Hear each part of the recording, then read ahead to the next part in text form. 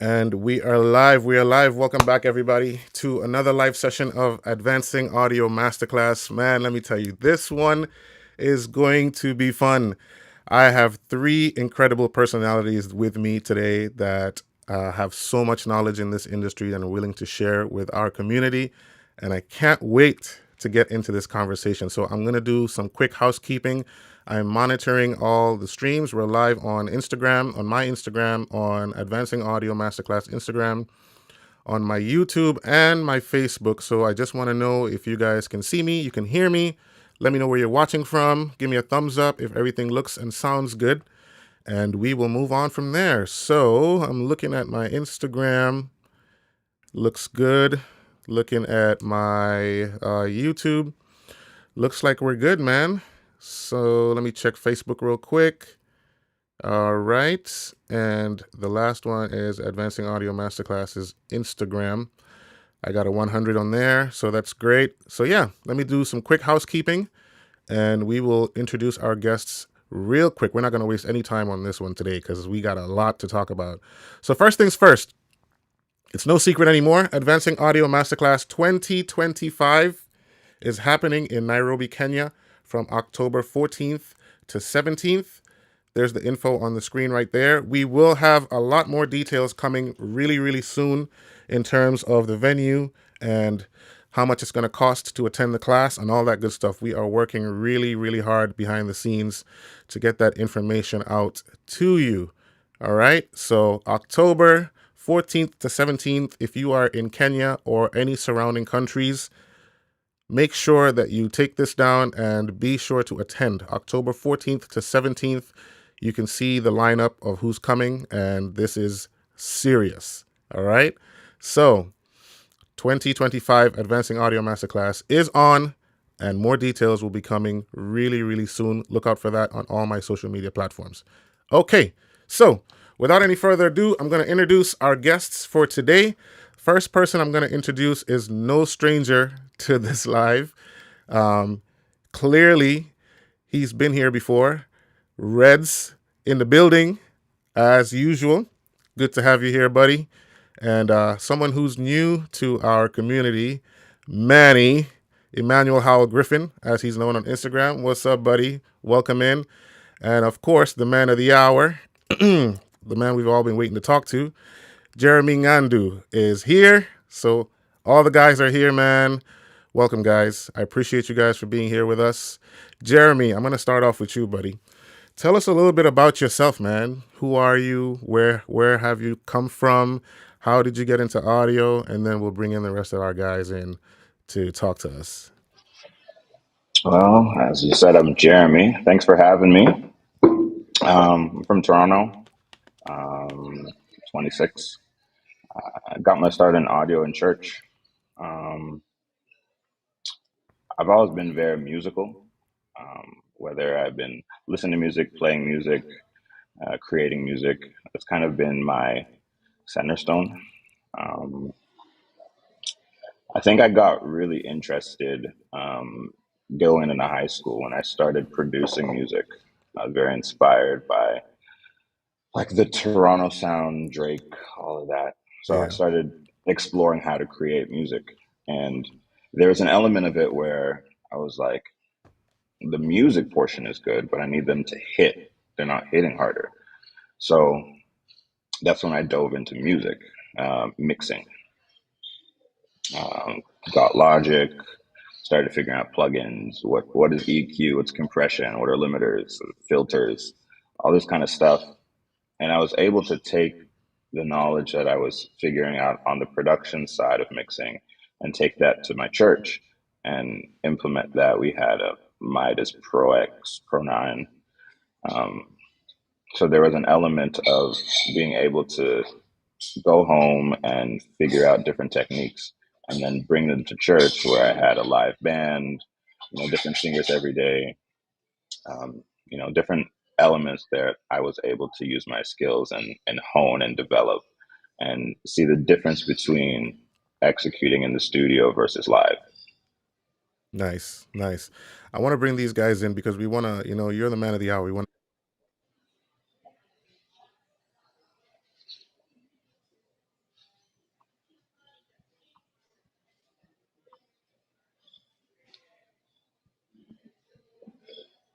Hold on, I lost you. Can't hear you.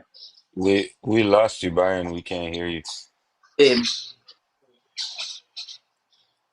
Yeah, we can't hear you at all now. There we go. Is that better? Oh, there. Okay, Yeah. so Yes.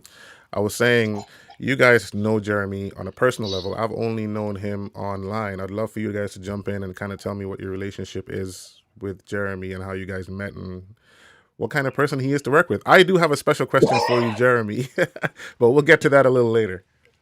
Oh boy. We should let Jeremy tell the people how he knows us. I think that's Yeah.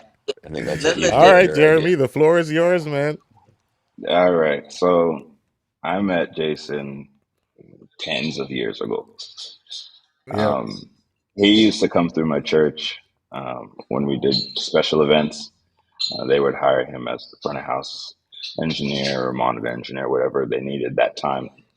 Hmm. And as a kid at the church that was interested in audio, I would kind of just sit in on like sound checks and the different shows and events. And I would sit back and I'd look and I'd be like, this is interesting. Like, I like that job. I don't exactly know what it is right now, but I like that job. Yeah. And I'd sit over his shoulder and I'd like be really annoying and just ask all the questions. Hey, how'd you do that? What are you doing right now? How'd you get into this? And I'd just be like that pesky kid that you just like, go away, I'm working. But he never really did that. He always kind of took the time to explain what he was doing. Um, and I saw the life that he would live outside of, the four walls of this church and these events. And he was touring, with Shaggy at the time and, doing some really cool things with Toronto Mass Choir. And I was like, this is really a career. And I think I want to pursue that. Um, so I remember DMing him. I was like, hey, how do I get to where you are? And he was like, well, I'm on tour right now. But when I get back, hit me up and we'll talk. And I did just that. I just bothered him all the time. Hey, are you back yet? Can we meet up? I really want to, figure this out and take this seriously. Um, and he welcomed me with open arms. He became my mentor.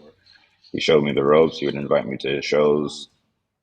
And, there's a certain thing about mentorship. I think as a mentee, you feel entitled to certain things. Um, Yeah. and a lot of the things that I learned had nothing with me touching a console. I would show up to his gigs and push cases and wrap cables. And, I feel like you need to trade a service because essentially he's willingly giving up his time for free, True. something many people would pay for. He's like, yeah, just pull up and experience and learn. Um, the least I could have done was push cases, and tape things and wrap cables. And I think one time on a gig, he handed me a set list and said, "Yeah, you're gonna do auto tune today." Okay, okay. But it was in those moments of not touching a console, of not pushing faders, and just being able to experience the day from top to bottom. What does a load in look like? What's your process of tuning a PA, setting up a console, Hmm. routing auto tune live? That was something I've heard about, but I've never experienced. So being able to set it up and then just hands on do it at a massive festival was, an experience that you can't really put a price tag on. Um, since then, Jason's become my business partner. He's a dear brother of mine.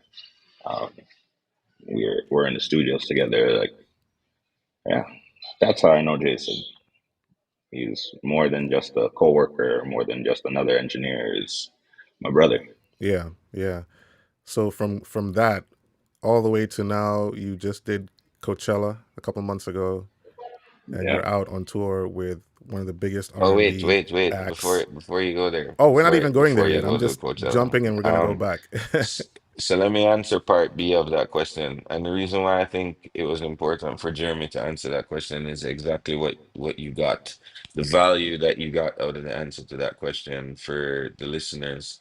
I probably wouldn't have given you all that. I would have just said, "Yeah, I met Jeremy at his church 10 years Hmm. ago and we started working together." That's that literally would have been the answer. That's why but part B of that is there's a Japanese proverb, and anybody who's followed me for a long time, um, you would have heard me use this at some point or another. And the proverb says, when the student is ready, the teacher appears, Mm. right? And what that means is that a lot of us want to be mentored.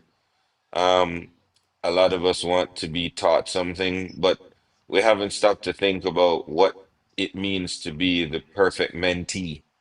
We've put a lot of thought into what it means to have the perfect mentor, right? Like people say, oh, if I had Pooch as my Yeah. mentor, I'd be great. If I had Robert Scoville as my mentor, I'd be great. If I had.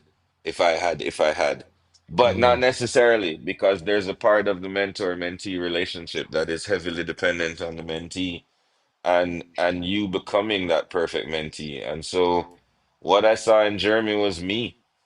I saw me in somebody that was 15 years younger than me, 16 years younger than me.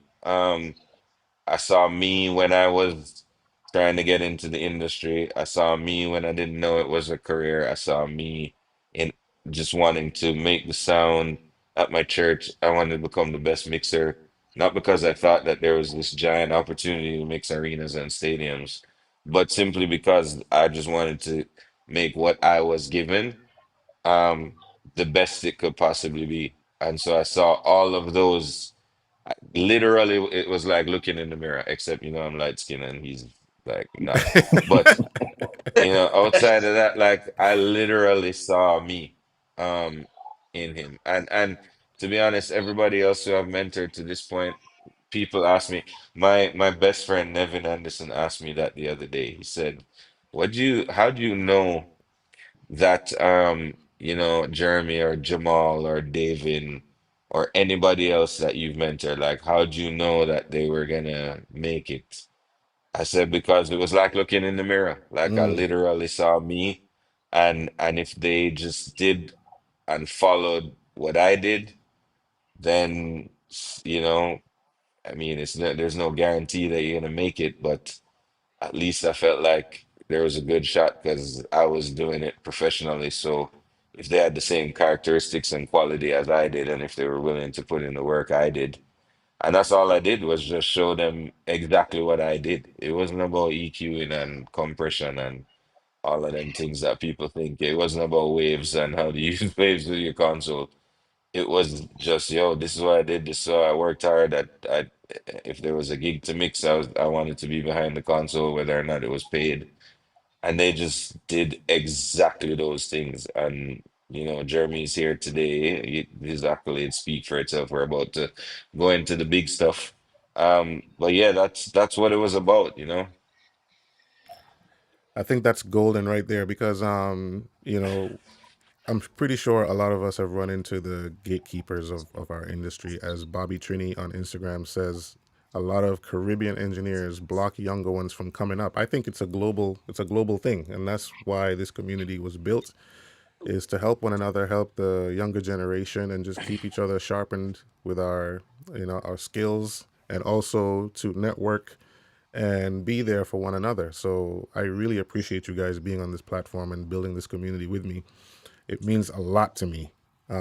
Manny, Yeah. we haven't He heard gotta from tell you. he gotta tell you, yeah, he gotta tell you how he knows Manny. This Yes. should be good. Let's hear this part. Why? All right. So I think Manny and I had always kind of been Instagram friends, but it wasn't until lockdown in 2020 when the Hmm. world shut down. Uh, Jason started a community of engineers. He opened up a Discord, had a Patreon, and he was doing master classes. And part of that community was a Discord chat. Um, able to bounce ideas off each other. We were doing studio mixes, we were doing church mixes, and you were able to send your mix in for review. Just have a community of fellow engineers that are kind of going through the same thing.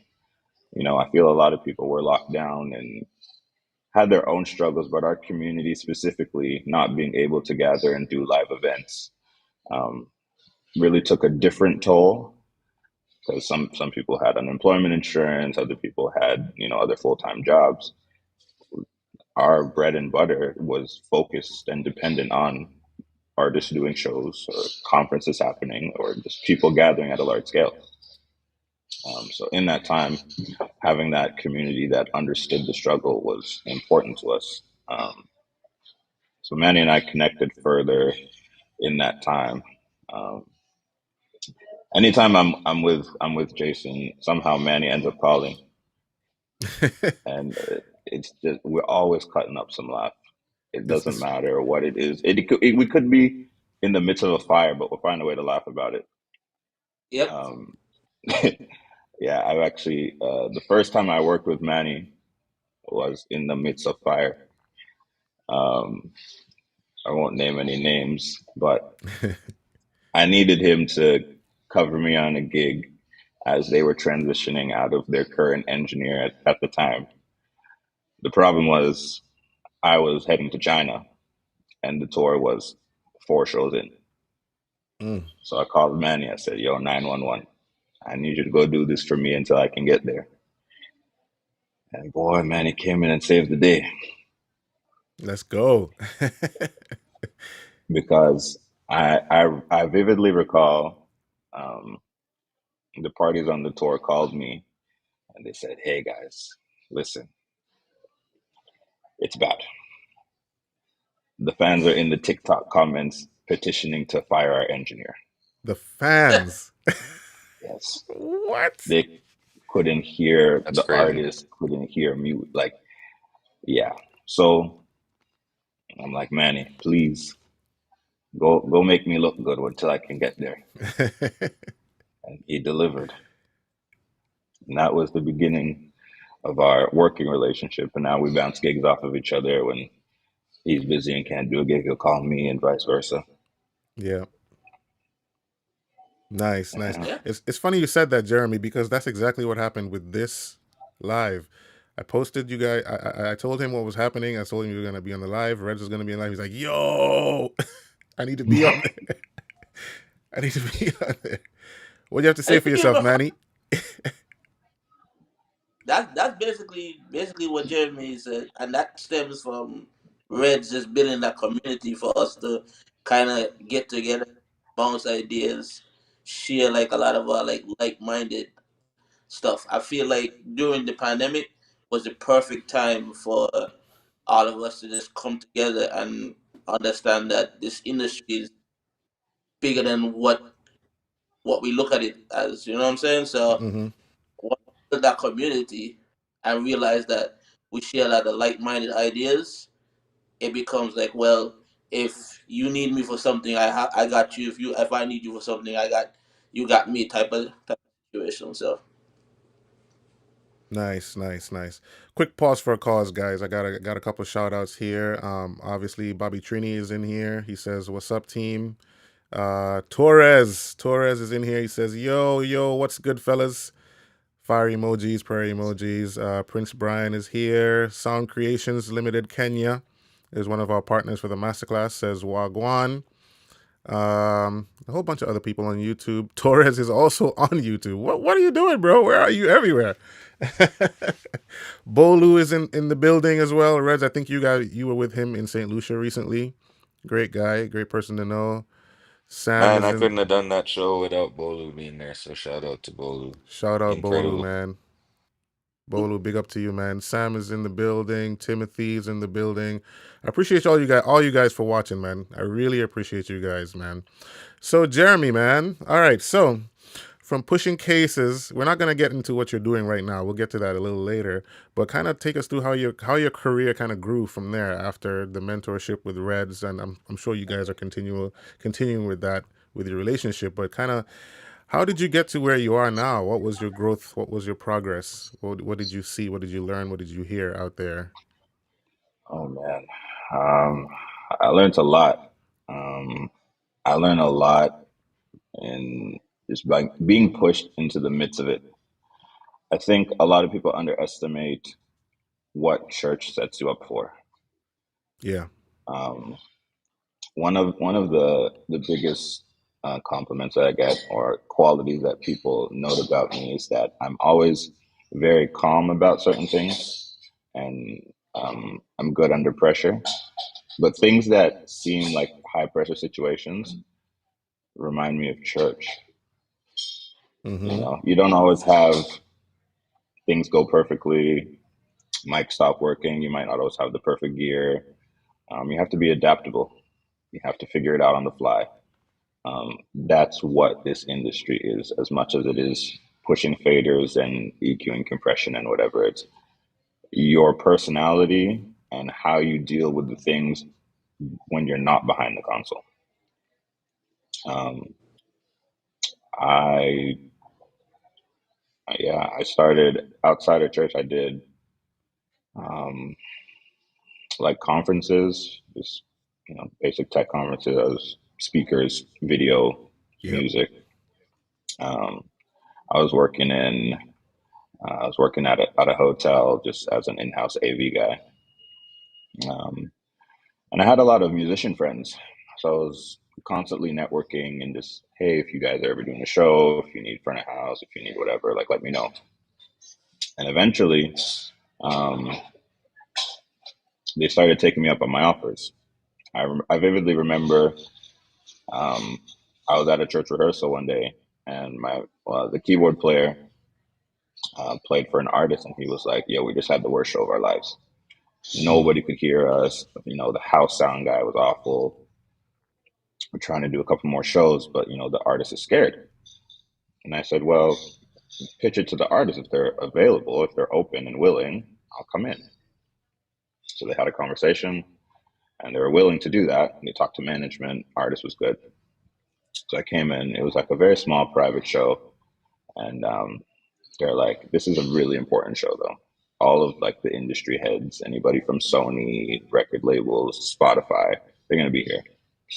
So you kind of have to kill this gig." I was like, "Yeah, okay."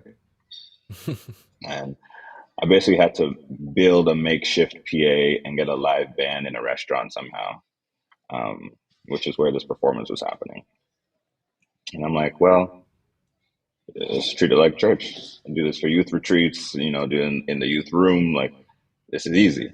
Get a X16 Air, get an iPad, some mics, backline, figure it out. Did it, killed the show. Management was like, okay, cool. So now we have another gig in 2 weeks. Do you think you can recreate this? We're opening for somebody on their headline tour. I said, yeah, no problem.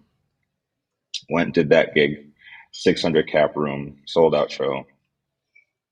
And they're like, you really have to crush this. This is important. I'm like, yeah, okay. The church I was at is like 1800 cap, DMB PA. Like, this is nothing new to me. Um, so I went, did that, killed the gig. And that was the beginning of my working relationship with that artist. They were like, this is great. We need this. Um, yeah, from there, I was 17 and we hopped in a Dodge Caravan and started touring across Canada. Wow. Van and trailer right away. No trailer, just van. Just van. Wow. I remember I called Jason basically immediately. I'm like, hey, I'm going on this tour. How do I set up this thing? What is this touring life? What does it consist of? And I remember he was working at a production company at the time, and he was like, come through the shop, we'll put together a package. You can prep. He taught me how to prep, labeling DIs and making looms and just things to make my life easier that would help me in the position that I was in. Did that, hopped in a van, flew, did the whole thing. Tour went really well. And I remember in the midst of this tour, uh, Jason calls me and he goes, hey, what are you doing? Nothing. We're driving. I'm like in Saskatoon or something. And he goes, how would you like to mix front of house and tour manage Julie Black? Mm. And I'm like, you mean the queen of Canadian R&B? He's Right. like, yeah. I'm like, yeah, I love that. So it just so happened 3 days after I got back from the tour was my first show with Julie. Wow. Okay. And I'm like, what do I know about tour management? But again, that's why you lean into your mentors. Jason, he laid it all out for me. He gave me a process. He gave me templates. He walked me through how I manage and navigate these things. And yeah, that was, my first major artist that I got to work with. That's an incredible story, man. Wow. I mean, like how old were you when you got into the Julie Black camp at the time? I had just turned 18 3 days ago. That's wow. That's incredible. That is incredible. I don't. What was I doing when I was 18? I don't even know. I don't even remember. I think I was still being a DJ somewhere, or pretending to be a DJ. That's an incredible story, man. Quick shout out from we have some friends from Uganda in the chat. Shout out to you guys in Uganda. Yeah, my Ugandan peeps. Love Appreciate you Ugandan guys peeps. for joining. Brandon Blackwell is here as well. Much love Big to up, you, Brandon. Brandon. Brandon just did You an got Brandon. amazing masterclass down in Barbados. I think it was. It was incredible. He's part of our Brandon's the community GOAT. as well. So yeah, shout out to everybody that's watching, man. Appreciate you guys. So yeah, man. Let's You continue know, with the story. before you move, Byron, I'm pointing out some things that have made Jeremy successful. You know, like if everybody who's listening, like you can't wait until an opportunity comes along to be prepared for that opportunity, right? Like Yeah. I say all the time, there's no such thing as luck. It's the intersection of preparation and opportunity, right? So you have to be the best version of yourself before the opportunity comes knocking. If you're waiting on the opportunity to then go and learn the console, or then go and you see what he said? He said management says, "Yo, this is important. You got to kill it." He's like, "Yeah, I've done this. I've been here before." That's Mm-hmm. something that we use on Maverick City. If you've ever come to a Maverick City show that I've been mixing monitors, Brunis and I have that conversation. Brunis is the music director. We have that conversation before every show. We go, listen, this is just like every other one we've did. We've been here before, right? It's like, yo, we're gonna go crush this because no matter the size room, if it's a stadium, if it's an arena, if it's a small church, we've done this before. We've been here before. There's no reason to be worried. We got this, right? St. Lucia Jazz Festival with a non-working PA the night before. We've been here before. We're gonna make this happen. We're prepared for whatever this may be, whatever this may look like. So I'd encourage anybody who's listening to, you can't wait for that. And sometimes if you're not prepared, that call will never come.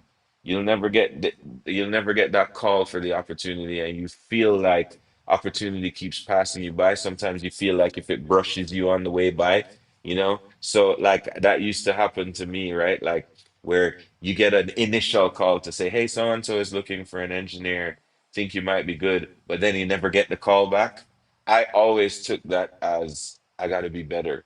I got to be more prepared. I got to go work on me because the reason why the opportunity brushed by but it didn't land is because I wasn't prepared. Because Mm. that has been the motto of like my mission statement in life. I guess you could call it is listen, there's no such thing as luck. It's the intersection of preparation and opportunity.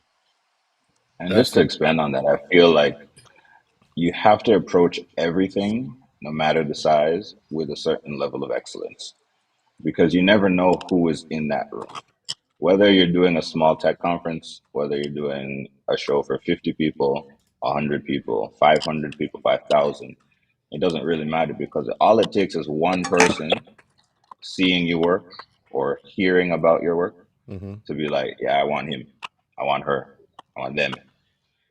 Um, It, because you approach, let's say that gig in the restaurant for 75 people.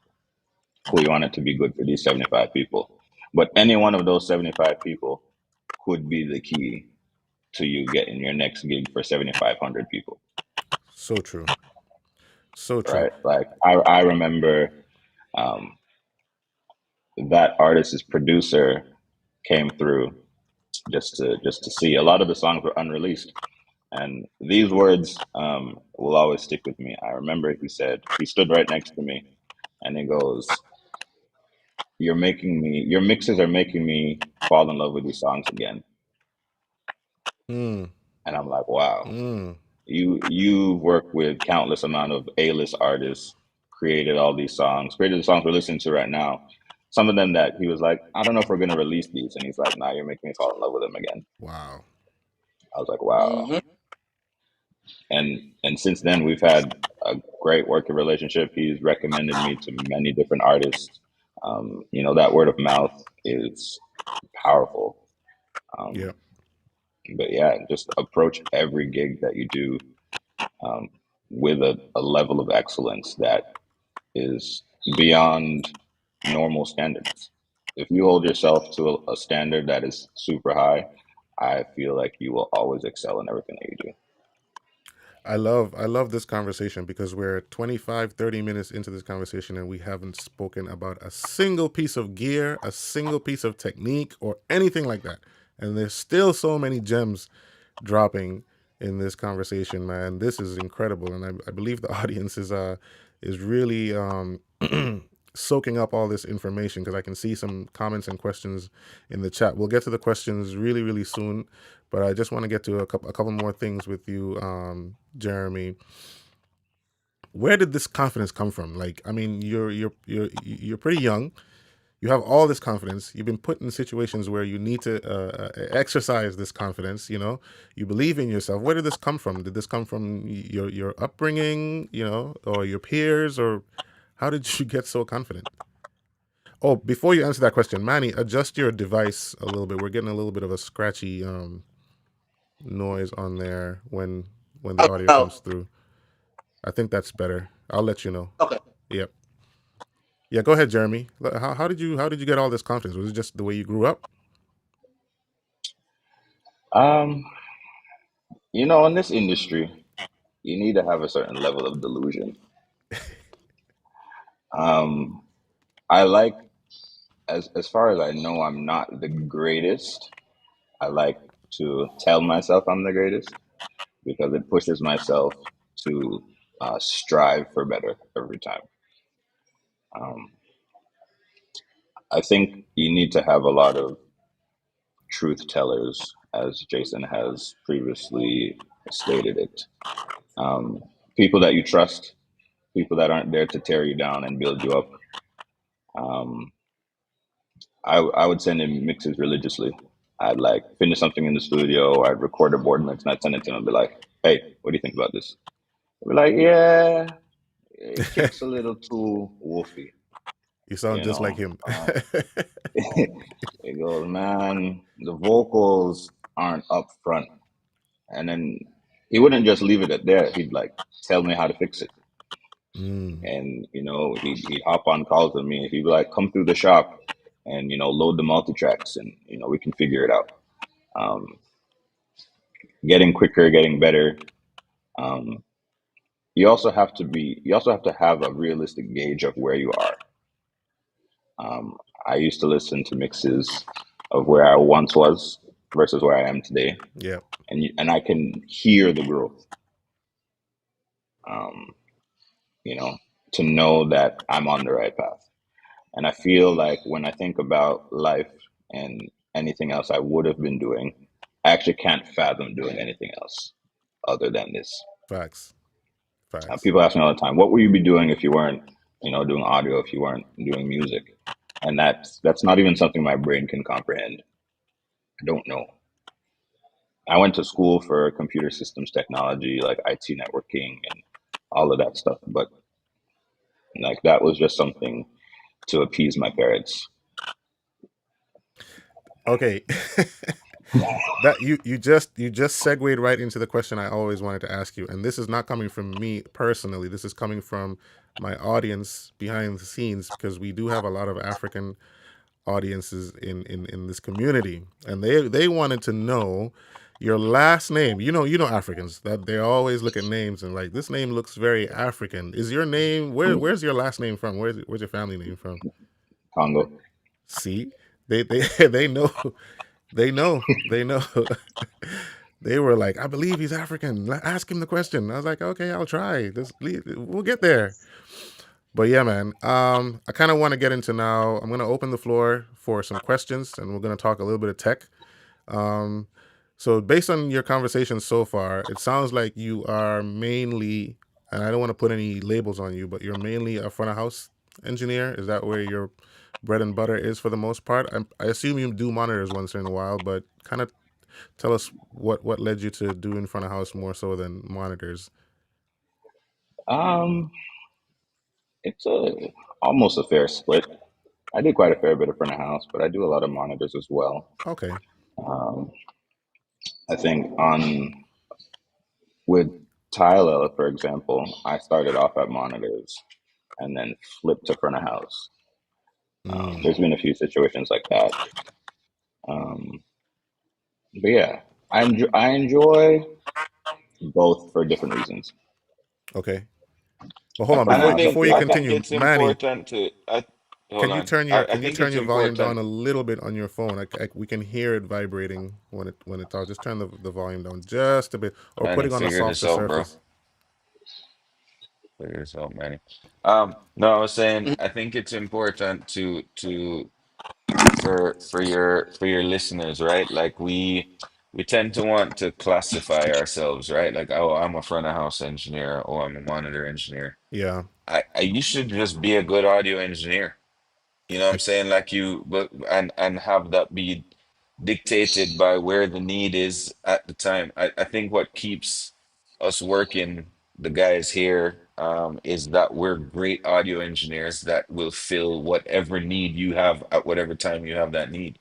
So not every artist is gonna be, you know what I mean, and can fill both at the yeah, same time. I mean, I just came off of a bunch of gigs with Maverick City where I was doing both, right? hmm It's like you being a great audio engineer means that you can do both. If you can only do one, I think you should develop the muscle to be able to do both. Because again, I always say a great mix is a great mix is a great mix. It doesn't matter if it's at monitors or front of house. The treatment of that mix may vary. So if you mix in front of house, you better know how to tune the PA, or at least know what a well-tuned PA sounds like. You don't necessarily have that problem at monitors, but the approach to having a great mix is exactly the same. So when I hear people say, "Well, I'm a front of house engineer," well, that means you can't do monitors. Because if you can't mix monitors, then you're probably not that great of an engineer. I'm yeah, boldly saying that, right? But I mean, hey, you talked about people in the comments who are the same. You know, Brandon Blackwell's a great example of that as yeah. well. Torres is a great example of that, right? You have to just stop putting a classification on yourself before it's like I say to people all the time. When you're starting your career, you got to be able to do everything. And then there's going to come a point where you get to focus on one thing and you get to become that thing, and you actually lose the ability in some cases to go back and do other things. Like when I started my career, I could SE, I could timeline, I could tune, I could use smart, I could do, which is why I was hireable, if Mm-hmm. that's even a word, right? Mm-hmm. Because I could do everything. I knew every console. Now, if you like, I had a friend call me the other day. He asked me to fill in on some SE gigs for John Legend and Ziggy Marley. Had two gigs he needed covered, right? And I was like, bro, I wouldn't even know now how to hook up smart. Because I'm like, it's literally been years, like, you know what I mean? So it's funny that you get to you spend all this time learning everything and being able to do everything, and then you get further down in your career and you can't do it anymore. But the fact is, if you want to get going, you have to be pretty good at everything.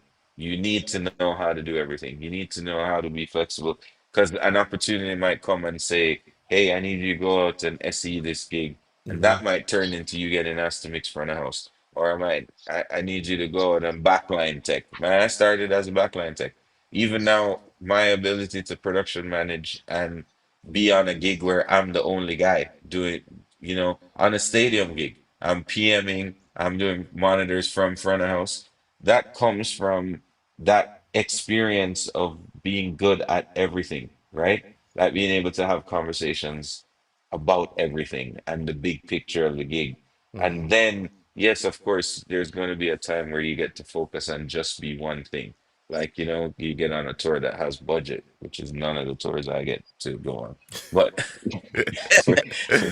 for Yeah, you to I think just be that's a one very thing, you know what I'm important saying? point. Yeah, I think that's a very important point because I started like I didn't just start pushing faders.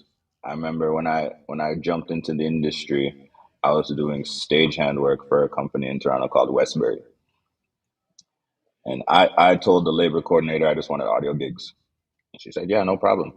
Every gig I got stagehand, Mm. you know, Yeah, man, good but old Cheryl. correct. But in that, I got to work in all the departments. They would just be like, "All right, go hang out with team lighting," and I learned about lighting. Go hang out with the riggers. I learned about rigging. Go, tie in power. Go, hang out with audio. Go do this. Go do that. So I learned every single section of what goes into putting together a great show. How to do it properly. How not to do it. What is safe. How to do it quickly. How to do it efficiently. How to do it neatly. Um, and that, as Jason said, it lends into the experience of, I now production manage, I tour manage. I understand labor calls. I understand, you know, how many riggers you need and what makes a stage safe. And it makes you more valuable to an artist to be like, well, I've noticed some gaps. I feel like you probably shouldn't perform right now because X, Y, and Z is wrong. And until this is fixed, you shouldn't set foot on that stage. Like you become more of a gem to that artist than somebody that's very narrow minded and single focused, especially on those gigs where there isn't a large budget and they don't have the capability to hire multiple people in departments that are supposed to be doing those things. Mm-hmm. I Yep. agree. I agree. Manny, you have anything to say about that? Yeah. Piggyback off of what Jason and Jeremy saying, just know as much as you can, and even coming down to your gear. Like, if you spec a certain piece of gear that you want to use, make sure you know it better than you know the back of your hand, because you don't want to dig yourself into a rabbit hole of, well, I'm using this XYZ, but you don't know how it powers on. You don't know how to troubleshoot it. You don't know when it's know as much as you can. You're good. Yeah, so just knowing everything in general, as Jeremy and Jason said, and just being able to apply all that knowledge to then be put into the spaces of being a more valuable asset is very, very, very important. Yeah, I totally agree. I feel the same way. I mean, like Jason said, it's you're more valuable when you know a lot more than just one position. And there's somebody in the comments said that HS Audio was also saying that it's also good for you to know different consoles as well. I think Jason said that somewhere not too long ago about the same thing. It might have been on our last live with him. Where you talked about being good at what was the? It's actually Yeah, from your Nick De La the Cruz interview, isn't it? Where you talked about yeah, there's if a you quote that you know said. every console, you can get any gig. Right, that That's was what the my quote. mentor told me a long time ago. And again, it's funny because now, like I said, now we were just talking about this before we came on air, actually. So I get to a point in my career where I get to choose what I use, right? So I use Hmm. digital pretty much almost exclusively. But I just did the Israel live recording, the Corritos record that just came out. I did that on a DM7. I had never touched a DM7 prior to walking into rehearsals that week. I never want to touch one again. But that's besides the point. The point is, we had a successful live recording. There was a ton of mixes. I had thankfully, the band was on Avion, but I think I had something like 16 singers plus Israel, Hmm. plus some of the band was mixed from the console. They weren't like the horns weren't on Avion, they were Hmm. mixed from the console. Like it was probably about 20 something mixes on a DM7. But if when they call me and it was kind of my fault when they initially called me to do the recording. When Kevin can't call me, he's like, "Hey, Iz wants you to come in and do the live recording." I was actually in the Maldives at the time, and I was supposed to be in Sri Lanka on my vacation until after, like I would have missed the recording. So at first I told him, bro, I ain't coming back. Like I'm in Sri Lanka. I'm not gonna be there. And then I thought about it and I was like, if you know Jason Reynolds, you know that Israel Houghton is like one of my not just my favorite artists, but he's one of my favorite human beings. Maybe we'll have time to tell. He did something for me on the reunion tour that no artist had ever done.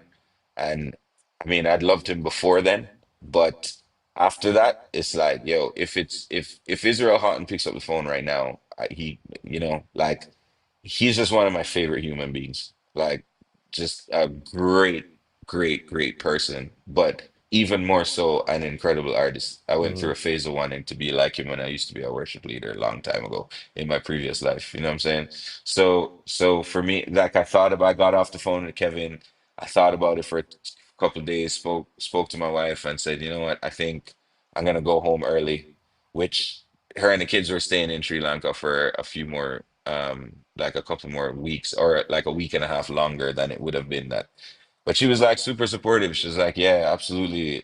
Like it's always been my dream to be a part of a Israel and New Breed record. Yeah. So like after I thought about it, I was like, yo, I paid $800 to change my ticket out of pocket. I was just like, I just want to be there. I just want to be in the room. And then so by the time I called back Kevin, they had already finalized production. And Esbin, if Esbin is on this, Esbin lied to me. Esbin told me it was gonna be a PM5. He said Oh it boy. was or a PM7. He's like, it's a Rivage PM7. I was like, yeah, man, I can make that work. I walked into the church and it was in fact a DM7. So I love Esbin though. Esbin's such an incredibly talented kid too. So yeah, but if you know every console, you can get any gig. You never have to say no to a gig simply because you don't know. And being willing to say you don't know something too. Like I've been on gigs Hmm. where I've had to use um both engines, and there's a tech there that knows if you Yamaha consoles is what I'm talking about for those who are watching. Like as long as you have somebody there who knows the console and can get you around, ask Yeah. questions, like say, hey, I don't know this console very well. Can you help me? Where do I find the EQ? Where do I find the compressor? They'll show you, you know what I mean? And then you'll be like, hey, please don't get annoyed. I might ask you this a few more times until I sort out, get it ingrained. But don't be afraid to, you know what I mean? If you're a great engineer, you can be fluid. You know what I mean? Hmm. You can move around. But yeah, if you know every console, you can get any gig. That's my mentor told me that when I was at a really young stage of my career. Incredible advice. Incredible advice. Shout out to St. Martin. LCA Studio says, hi, I'm from the Caribbean in St. Martin, and I'm just getting into live sound, and I love this conversation. He also says, I love to do stage mixing, but I find it more challenging than front of house. Who you telling? That's where, that's where the fire is, bro. That's where the fire is. Yeah, that's Davin the hot seat. Virsami is in the chat too. If you're still here, bro, shout What are out you to doing? you, He's man. supposed to be working. What are you doing what are you doing in the chat? I don't know if he's still here, but his name popped up somewhere. What's he on? So He's on he's Instagram?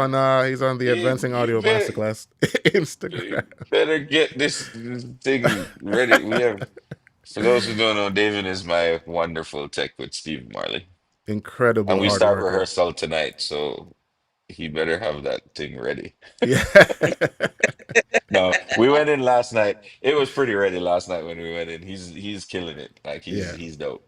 He's great. There's one thing you told me about Davin when I interviewed you on the Marley Brothers show. You said that he's a serial labeler, and that stuck with me since that day, man. Attention Yo, to let me tell detail you, is crazy. just ask the shop staff at Clear Global Yeah. about David Verse.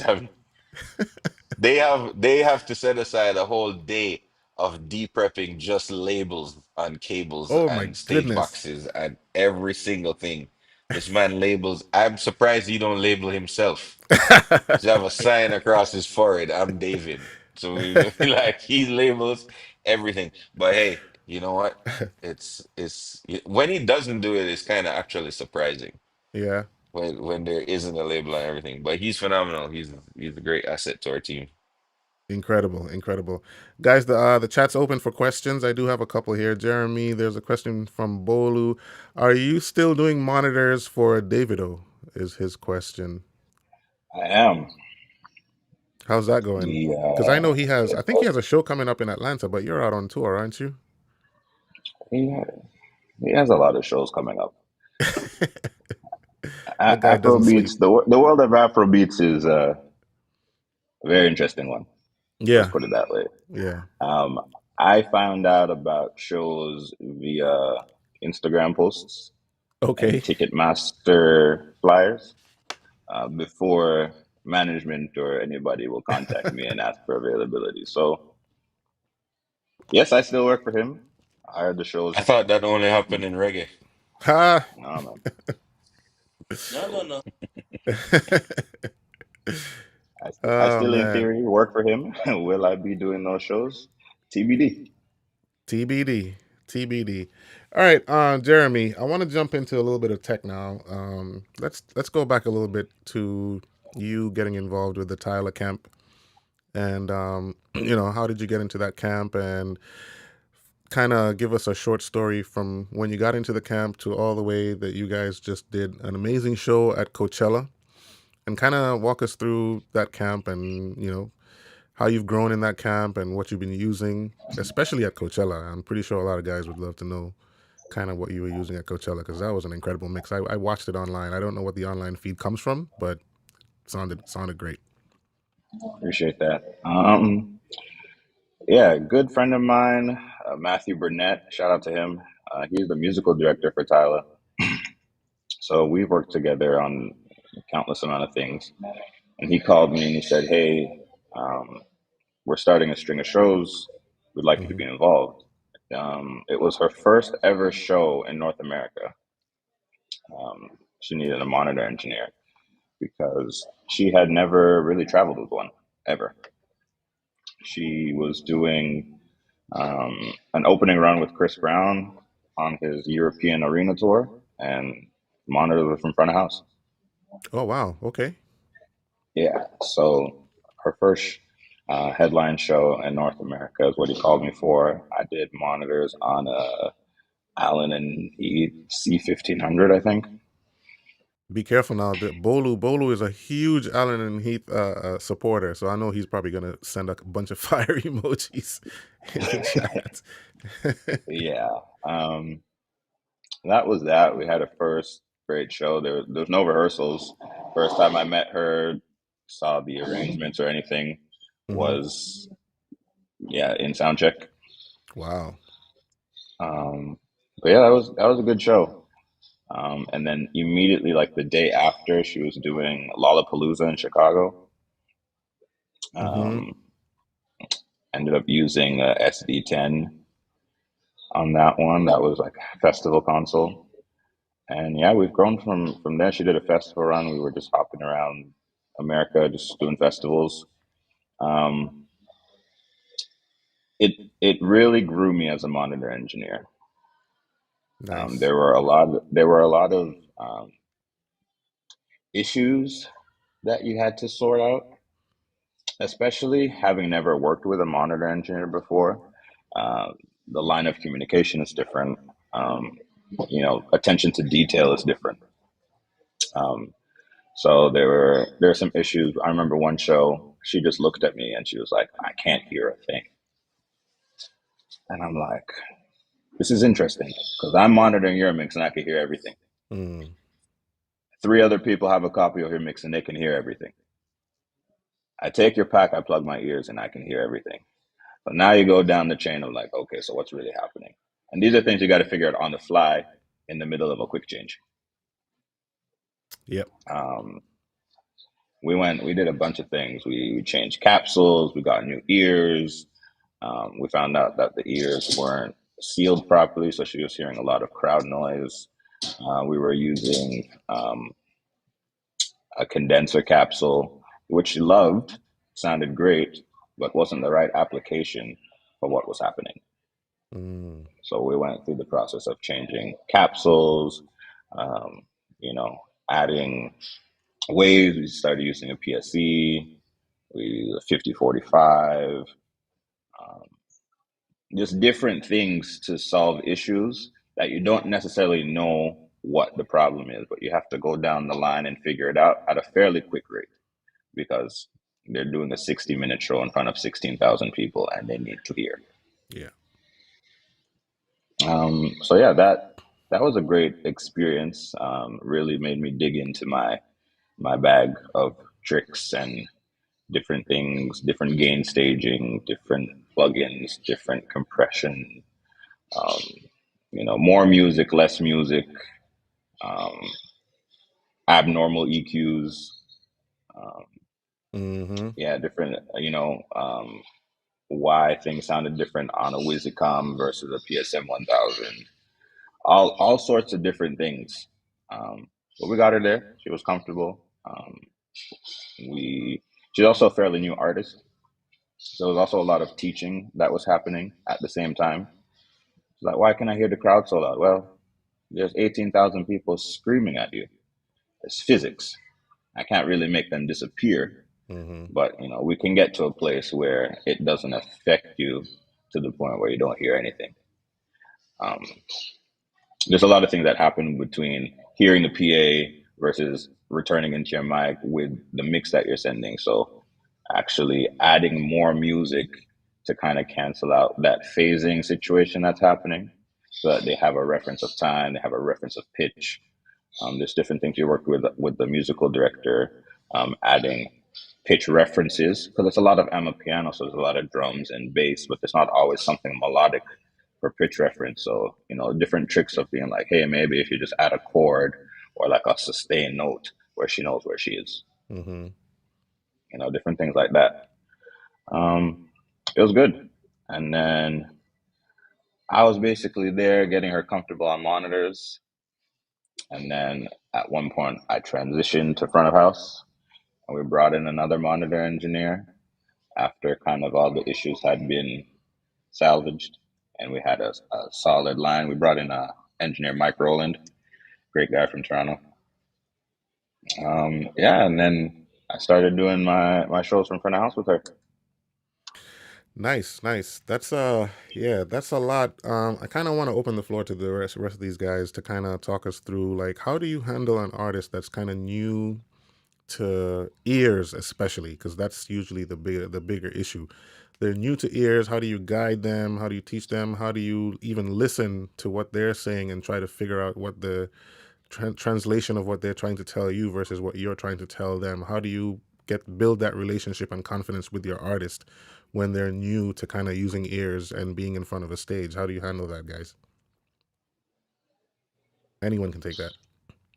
Um, I feel for the most part, it's a lot of communication and literally like walking him through a bunch of like baby steps, step by step. Like here's how this will go. Here's how that will go, and kind of seeing and understanding through their own expressions of what it is that they're looking for. Maybe even finding like some relatable um, mechanisms, right? Like there might be a specific record that they were listening to that they want their mix to sound like, or Mm, they might have a certain type of effect like that. That's some things I've come across a few times. But like they might walk into rehearsal and say, "How do I get my vocals to sound just like this?" And they'll play it back for me, right?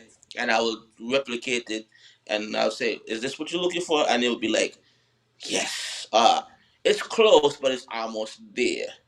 you know. mm-hmm. So it's like a lot of like baby steps and walking them through the process, as well as even if it's their first show, it's even walking them through the process of what that first show would feel like, and then after that, once they get into a comfortable routine, then it becomes a lot easier.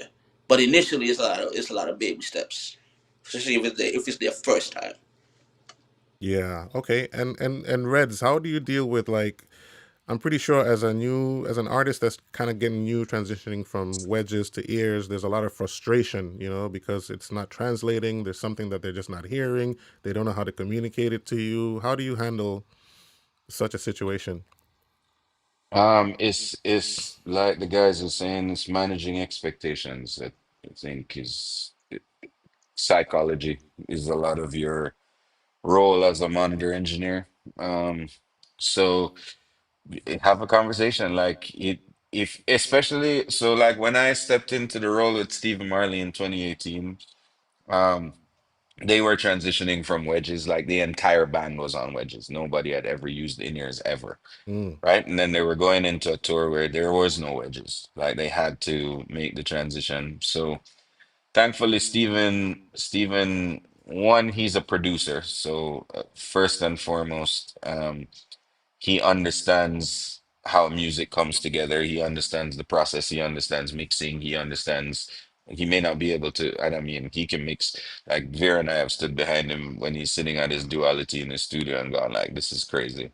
He can actually, you know what I mean? So that's also a challenge because he wants to hear things a certain way.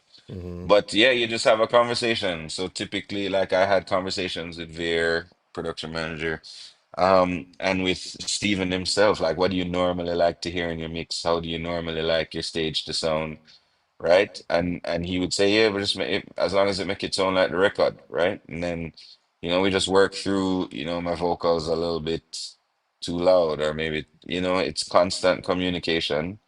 And I think in many cases, once an artist sort of realizes that you're committed to, it may not be perfect on day one, but once they realize that you're committed to working towards perfection, whether or not you ever achieve that, because who knows what that is really, you know what I hmm mean? hmm That's what they want. They want to know that they have somebody standing to their left that's going to battle with them every day, and your goal is the same as theirs, right? The only way to build that trust is the same as you would do in any other relationship, which is to constantly show up. Just keep showing up, keep striving to be better. I go and check the artist after the show. Like I go after sound check. Usually on tour, the first time I see Steven is at sound check, because he's usually asleep until then, or just in his room in the bus, right? So I see him at sound check. I will if I anticipate any problems, like for example, when you sound check at Red Rocks and the place is Mm, empty, I'll yeah. say it to even though we've been there now, we're going on. I think this is going to be our eighth show at Red Rocks on this coming tour. But I'll go up to him when he's walking in because I go to hand him his ears or I go to hand him his microphone or whatever. I'll have a conversation. I'll be like, hey, just a reminder, the place is empty, so you're probably gonna get a lot of room noise, like a lot of bounce back from the amphitheater during sound check, but I will tighten up by showtime. So I manage those expectations up front. You know what I mean? And then he will say like I'll go after sound check, and you may not always have this opportunity. So I understand. Like I work for the blessing of working with artists, especially in reggae music. It's a real family vibe. So I can walk onto Steve's bus before showtime, usually an hour before show. Veer and I go and check him. And it's usually sometimes it's not even we're not even talking about the show, to be honest. Like sometimes it's just hanging out. Just he's listening to stuff, he's warming up, he's getting ready for the show, and just to be there builds a rapport, you know what I mean? And if you ask him, he would likely say, yeah, my guys are there for me. They're fighting for the same thing. We're on the same mission. So I hmm think in many cases, it's really a lot of that. It's just, trying to build a relationship and rapport. And like I said, I know that's always not possible in pop music, especially. The artists are surrounded by and insulated by a whole bunch of people and security and all these things. But Yeah. as much as you can, when you get the opportunity to, just, Shaggy said to me one time, he came off stage, he's like, I can know when things are going wrong. And it's not because things are actually going wrong by the time it gets to me.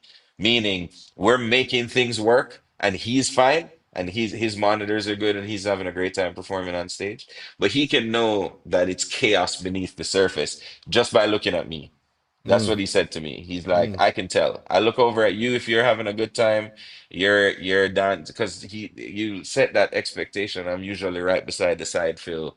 I'm usually hanging out. I'm chilling. I'm dancing. I'm enjoying the show. Still mixing the show every now and then. I know the spots where I need to get back to the console and make some changes. But he can tell. He told me I can tell just by looking at your face. He's like, I can tell if you know, and that's the thing is delivering that expectation to the client, to the artist, regardless of what's going on behind the scenes, regardless of what problems you're dealing with, making sure that at the end of the day they still can perform and they still can deliver their show is a great reputation to have, right? But it's also one that puts a lot of pressure on you because it's things aren't always going to be, it's one thing to like now the level that we're all blessed to be at where we're traveling with gear. It wasn't always like that, but the expectation of the artist doesn't change. They don't go, well, you're not using a console that you're familiar with today, so it's okay if I can't hear myself. Yeah, So that will never happen. that would never You know what I'm happen. saying? So through, I think by building that reputation, yeah, it puts pressure on, but I've always prided myself in pressure situations. I'm like, like when the first ever gig I did with Shaggy, which was kind of my audition. The tour manager said, "Oh, this is the pickiest band on the planet." So he's like, "Just be prepared. They're incredibly picky." Nobody asked me for anything the whole show, not even Shaggy himself, Wow. right? And to what's even crazier is that at the time I didn't understand digicos and optical loop and sharing head amps and all that stuff. I was a pretty young engineer at the time. I could just mix really well. Well, Dean at front of house was on a profile, right? And I was on a Digico at monitors, SD8. Unbeknownst to me, there was the festival desk at front of house was an SD10. So you guys know where I'm going with this. That the SD10 and the SD8 were on a loop, right? Mm-hmm. Dean was on a split at front of house. So what happened is, when I saved my show file, I never I never went out to front of house and made sure that they saved the show file on the SD10, Right. right? So throughout the course of the day, I come back and load my file, and all my gains are different, right? So I had to actually, during the changeover, I got the band to play along with the DJ and reset all my gains, and nobody asked me for anything during the show. That pressure, like, it's cliche, but like gold is formed under a lot of pressure. So that mineral has to be under incredible pressure in the earth's core to produce gold. Diamond, same thing, right? And that's I laugh all the time. I'm doing a stadium show like a week and a half ago in Mav City, and I'm like, I thrive in chaos. Like, this is you bring it on. Yes. I thrive. I think that's why Israel Houghton and myself get along together because I think he thrives in the same level, if not more chaos. As long as he has a guitar in his hand, he's playing it. So don't hand him the guitar unless you actually want him to play it, because he will just sit there in mid conversation. He'll just be like looking at you and just right. So I'm like, like those experiences create for you a reputation. So I think in a lot of cases too, and don't think artists don't do their homework. Like Stephen Marley, he's probably watching this right now because he knows everything. Like he literally pays attention to everything. So when you build a reputation for yourself, not through talking, but through the work that you do, there's an expectation coming in. Um, when he looks over and sees me behind the console, he goes, "Yeah, I'm gonna be okay." So there's that feeling right off the bat. So if you don't have that reputation coming into the gig, you have to work hard to build that really quickly, because oftentimes that's more important than your skills as an engineer. Mm-hmm. Like the artist just wants to know, once they see you, they go, "Yeah, we're gonna be fine." I think that goes back to our initial conversation about having that confidence, that aura, as an engineer. That hey, I've been through this. This is nothing new to me. We're gonna make it happen, despite any problems. And a lot of people don't even know that there's so many issues that happen in monitor world. They just know that there's a show happening, and we had a good time, and that's that. Meanwhile, we were burning down the house almost in monitor world, and that's to me that's the thrill of the job that we do, is getting through all the chaos and having a good show, and artists and band thanking you for making it happen. I love that. Manny, there's a question from you from someone special, and I'm not going to tell you who it is, but they say, how does this current leg of your journey feel compared to the previous ones, especially when you first started in the industry, and how has your perspective grown? Not going to tell you who it is. I might tell you offline, but this is someone who's very, very close to you and very special to you is asking that question. Uh, Phew, that's a heavy layered question. So I'll say it like this: it is sometimes surreal, and I have to sit back sometimes and really soak it in, because to people that know me, even like Jeremie and Reg, like I'm just the type of person that I'll just jump in and work and not realize that I was at an award show or I was in a stadium. I was just at work.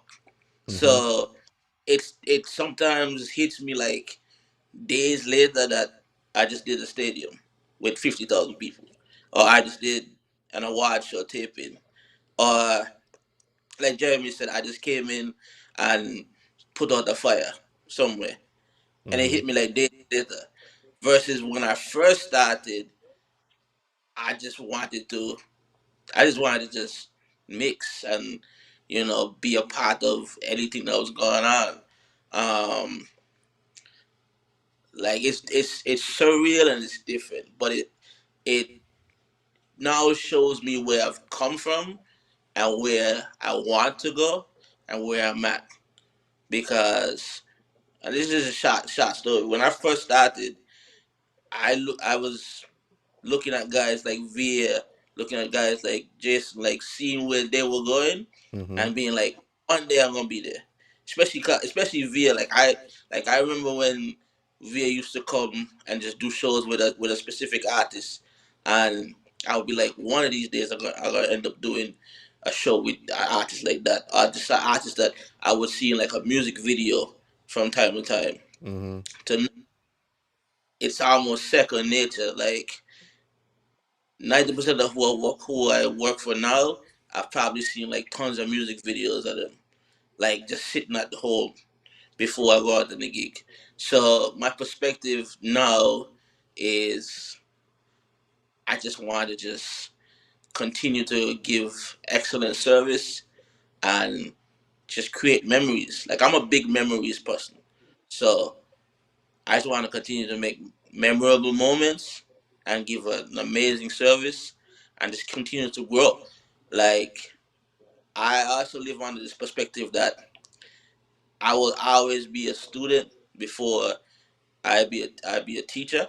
So I never give up on learning something every day, especially as technology is advancing, especially as like different artists come with different perspectives. I just want to learn before I can ever teach, so that way I don't never get stagnant. Mm-hmm. Mm-hmm.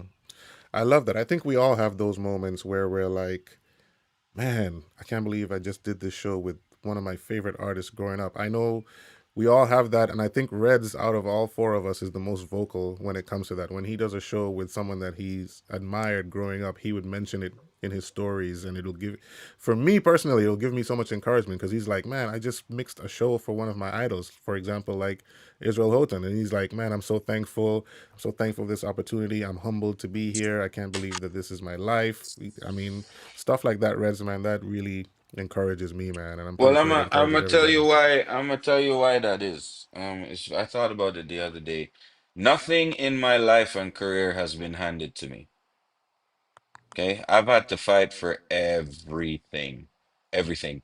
I moved to Canada as an immigrant. I didn't know anybody here. I had a production company owner send a guy to babysit me on a gig Mm, because he was worried about whether or not I knew what I was doing because I was from Jamaica. mm, So I walk into, I'm not part of the in crowd. You're not gonna find me on no podcast with Lee Fields. You're not gonna find me on Mix You, right? But the fact of the matter is, I have something to prove.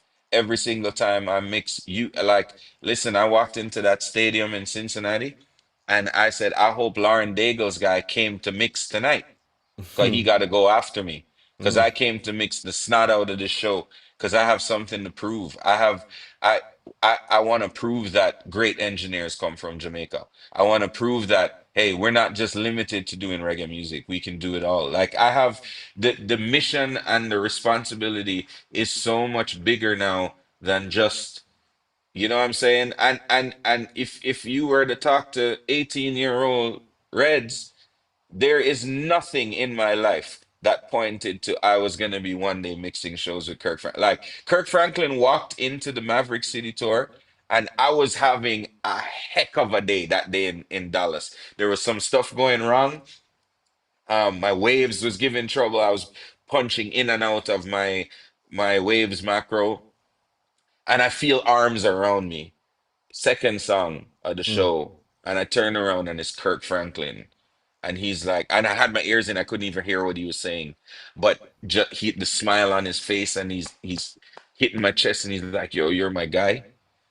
You there, bro? When I went to my first Kirk Franklin concert at Cinema 2 in New Kingston, it was Kirk Franklin and Crystal Lewis. There is nothing in my life that pointed to the fact that I would be in that position over 30 years later or over 20 years later, 25 years later, almost 30 years later. Nothing in my life. So there's nobody on the planet that can make me feel bad for celebrating these milestones because this Mm. was literally just a dream. It wasn't even a dream at one point. I just love the music. I just love their music. Like Maverick City's music got me through some of the most difficult times of my life, right? For me to stand behind a console and push a fader that's labeled Dante Bow, and mm. you talk about songs like I Thank God, Million Little Miracles, Promises, songs that he's written that got me through some of the most difficult times of my life, and you're sitting there on the other side of Instagram going, oh, this guy's a show off. He's always posting stuff he's doing. That's because you don't understand how grateful I am. Yeah. You don't understand that to even be at this point. You don't understand that I would have done this for free, but they're paying me to do it. Mm-hmm. You see what I'm saying? So you don't understand in 2019 when I almost lost my family, it was the old church basement record. Mm, Songs like Gyra, it's the old church basement record that got me through some of the most difficult times of my life. And I get to stand behind a console and mix that stuff now. And you don't expect me to give God thanks and don't be grateful for that. When I was in high school, I would have given anything just to shake hands with Shaggy. yeah. When It Wasn't Me came out in 2000 or whenever it came out, but yeah, 2000, Hot Shot record came out. Shaggy was the biggest artist on the planet. This little kid from Jamaica would have given his left kidney Mm-hmm. to even be in the same room. Now I can call him on his cell phone. If I call him right now on this call, I could be like, yo, what are you doing? There's about 50 people here from Africa listening to this podcast. I don't think they believe I actually know you. Right? And he'd answer the Yes. phone and be like, this is stop the foolishness, right? We were hanging out for Jugs' birthday in New York. This is my life. Like when I post these things, y'all better believe that I mean what I'm posting.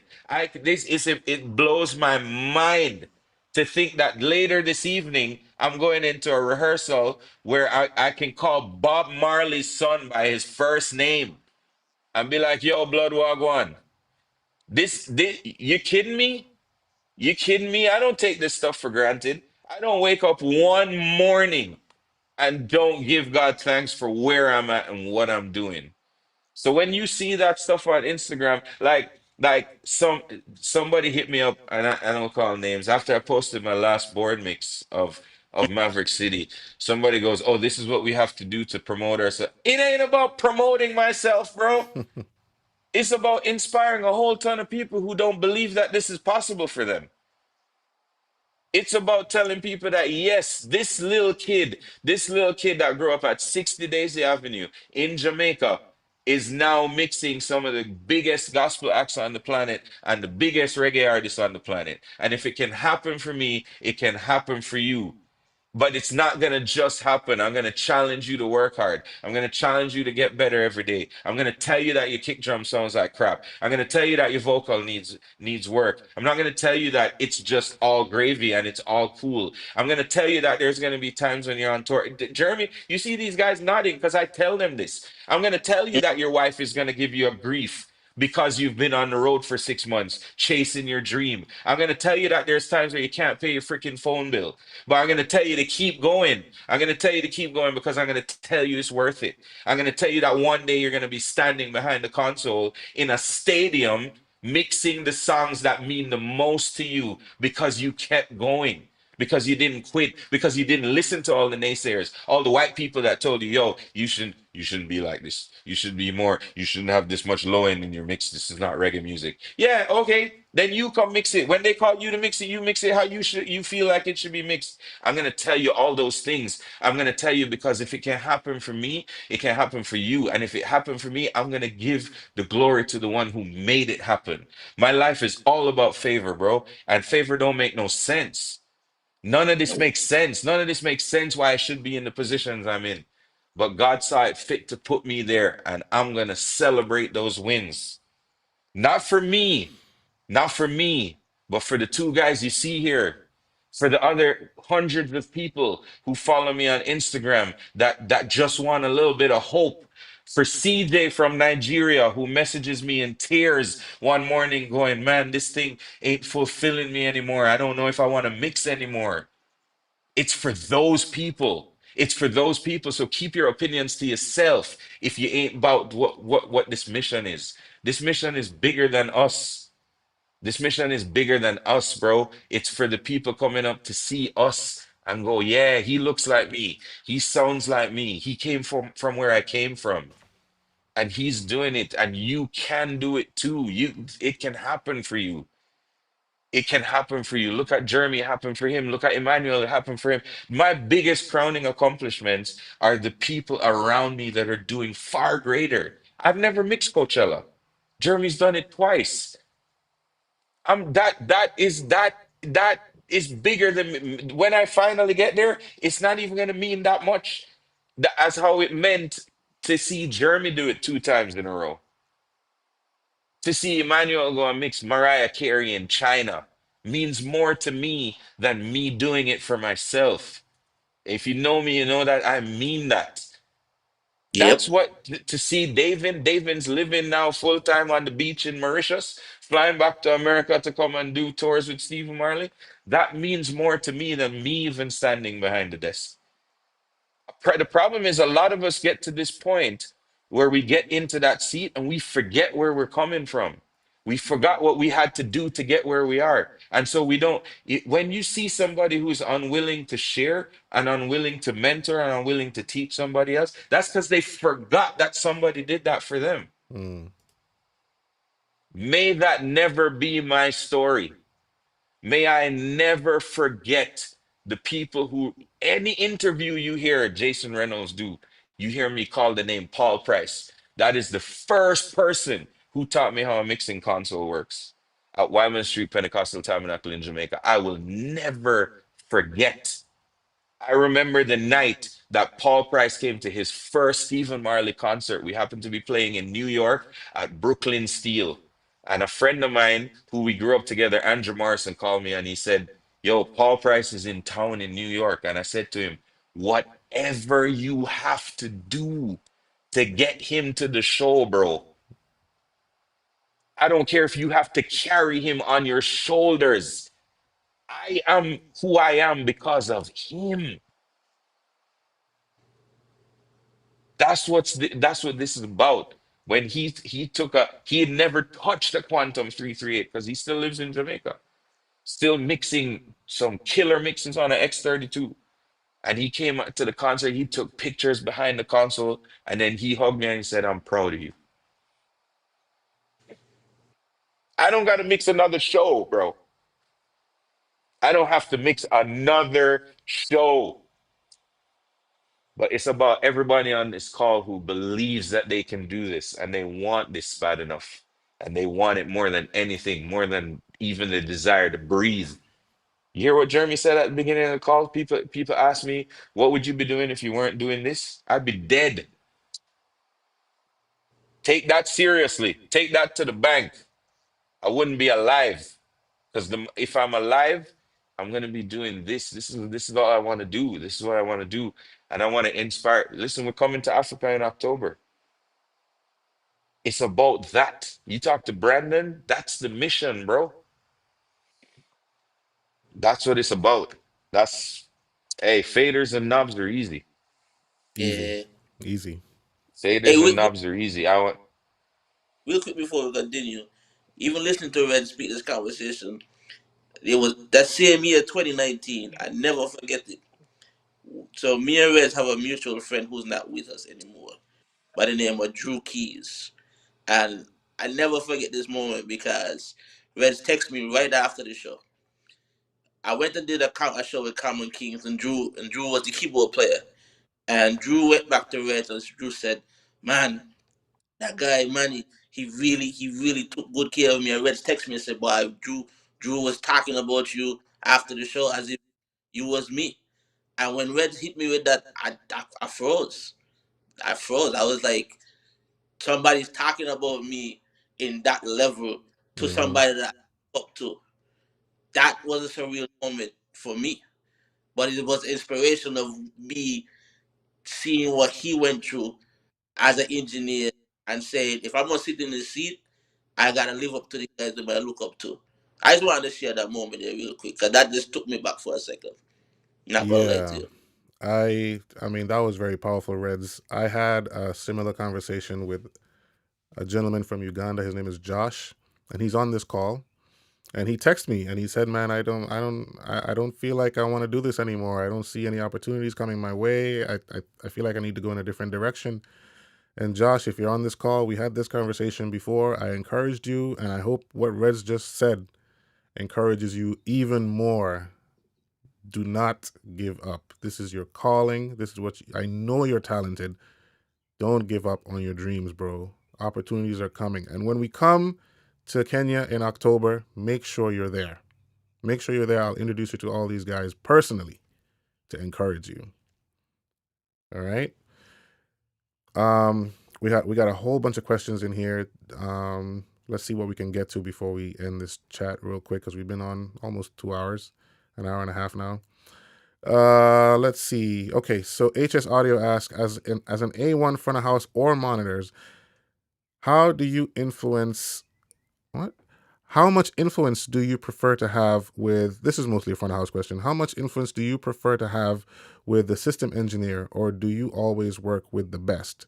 I think that's a very variable question because it depends if you're on tour, you have the same SE, or if you're in a festival, you're dealing with different SEs. But generally speaking, if you're doing front of house, what's your relationship like with your SE on that particular show? Any of you can take it. Jeremy, you want to take that first? Jeremy, you should take it I think first. Yeah. I think the SE needs to be your best friend. They are the key to you having a good show or a bad one. I think they should do their thing in terms of alignment and tuning to a point, and then you should work with them to have your mix translate. I think a lot of times, um, I don't always have the opportunity to have an SE, so I am my own SE. But um, yeah, when you have the opportunity to have a systems engineer work with you on the same PA With every you night, on the same um, PA every night. um, it helps have them It understand what helps your mix is have them and understand what how your it's mix supposed is to translate. and how it's supposed to translate.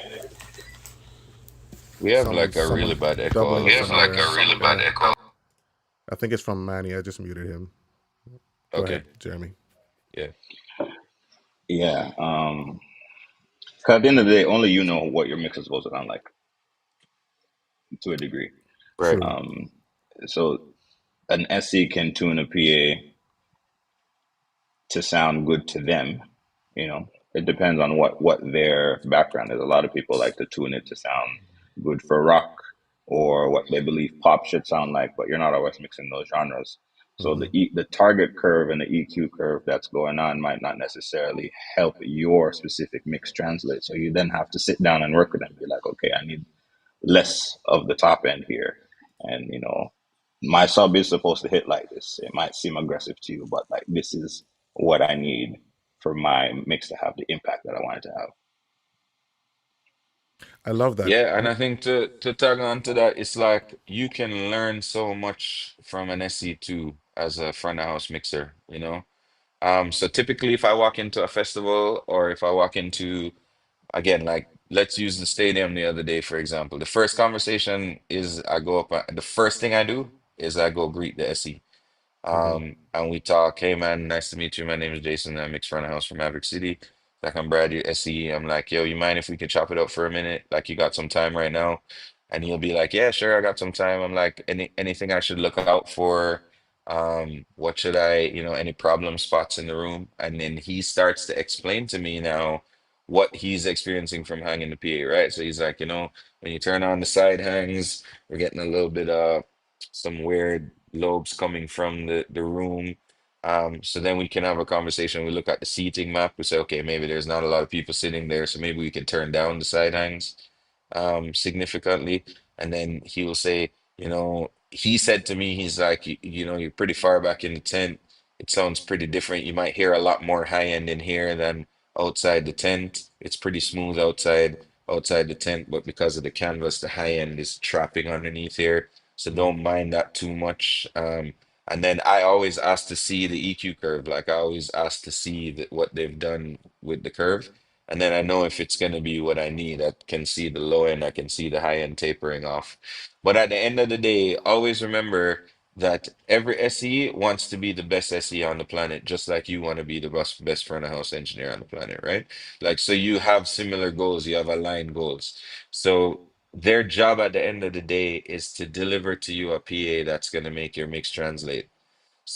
So if you need something, don't be afraid to ask for it because that they want to be remembered as the best SE you've ever worked with, just like how you want them to remember you as the best front of house engineer, you know?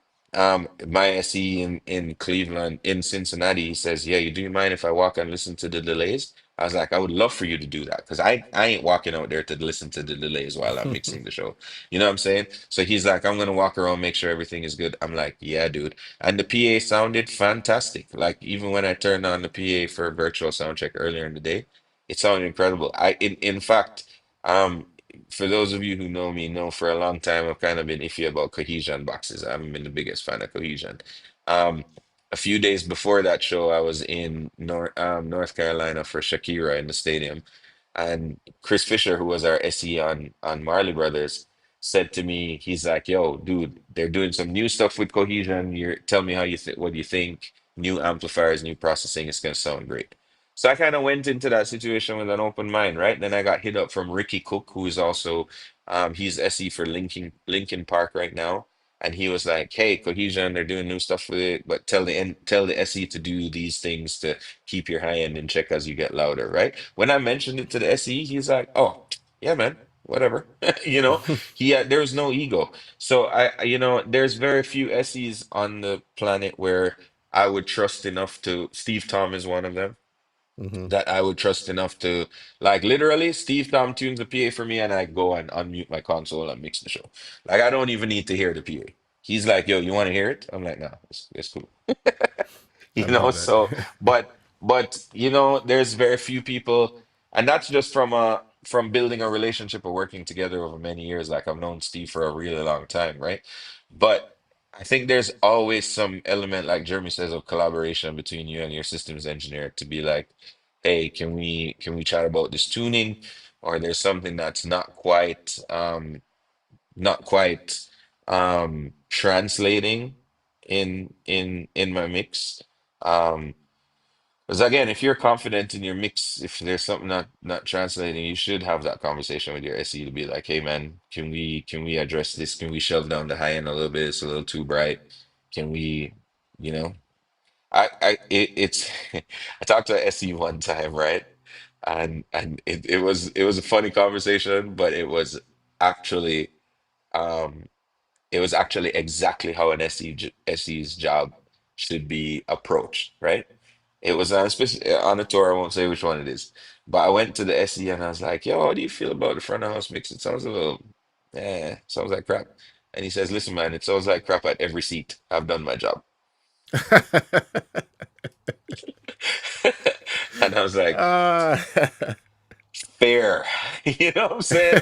So it's like it's but yes, definitely you should have an idea. And that goes back to what we talked about earlier of knowing how to do everything. You might not be at a stage now where you can do it. Like I don't think I not at this point in time, not without immense practice. I can't shoot a room and hang a PA at this point in my career. I would need to practice that, learn that. I can't use Blueprint, I can't use L Acoustics prediction software, right? But I know, and I'm not maybe the best at using smart and all that, but I know enough where I can have an educated conversation, hmm right? Like I can ask an SE to show me the target curve, the average of the room, like where did you take those measurements from, right? So that I know what to expect from a mix. So when I turn it on and I'm not getting what to expect, I know where the issue is. Is it in the mix or is it with the PA? I've already looked at the PA curve. I've already looked at you know what I mean? So yeah, definitely, like Jeremy said, that person needs to be your best friend, but you also need to be able to. The worst thing is for an SE to think that you don't know what you're talking about or you don't know what you're doing. I gotta ask a question that I don't think I've ever asked anybody before. When it comes to listening to your PA before the show, you're listening and you're doing this with your SE. Do you how much do you rely on some piece of music that you know really well versus virtual sound check from a show previously if you're on tour? How much of that do you use, or do you use both, or do you not use some of your favorite music? Kind of walk us through that as a front of house guy. I do both. Um, I listen to music I'm very familiar with. There's certain songs I listen to for different things. Um, my top three soundcheck songs are "Junkie" by Bruno Mars, "Ease by Mind" by a lady by the name of Nisha, and then "Fire and Desire" by Drake. All three of those things provide me with different perspective how the PA is going to react. Chunky has a whole bunch of live instrumentation, great vocals up front, and horns and all this kind of stuff. So I kind of understand what a full band picture is going to sound like. I've also listened to that on countless amount of things. I know how it's going to translate. Ease My Mind has more of like moving 808s and lots of like high end information with hi hats and all that kind of stuff. So that tells me how musical my subs are. Am I going to hear 808s reproduced musically, or are they just going to move air? Because Mm, that'll dictate how I'm going to mix now, and then it'll also give me a gauge of how bright the PA is.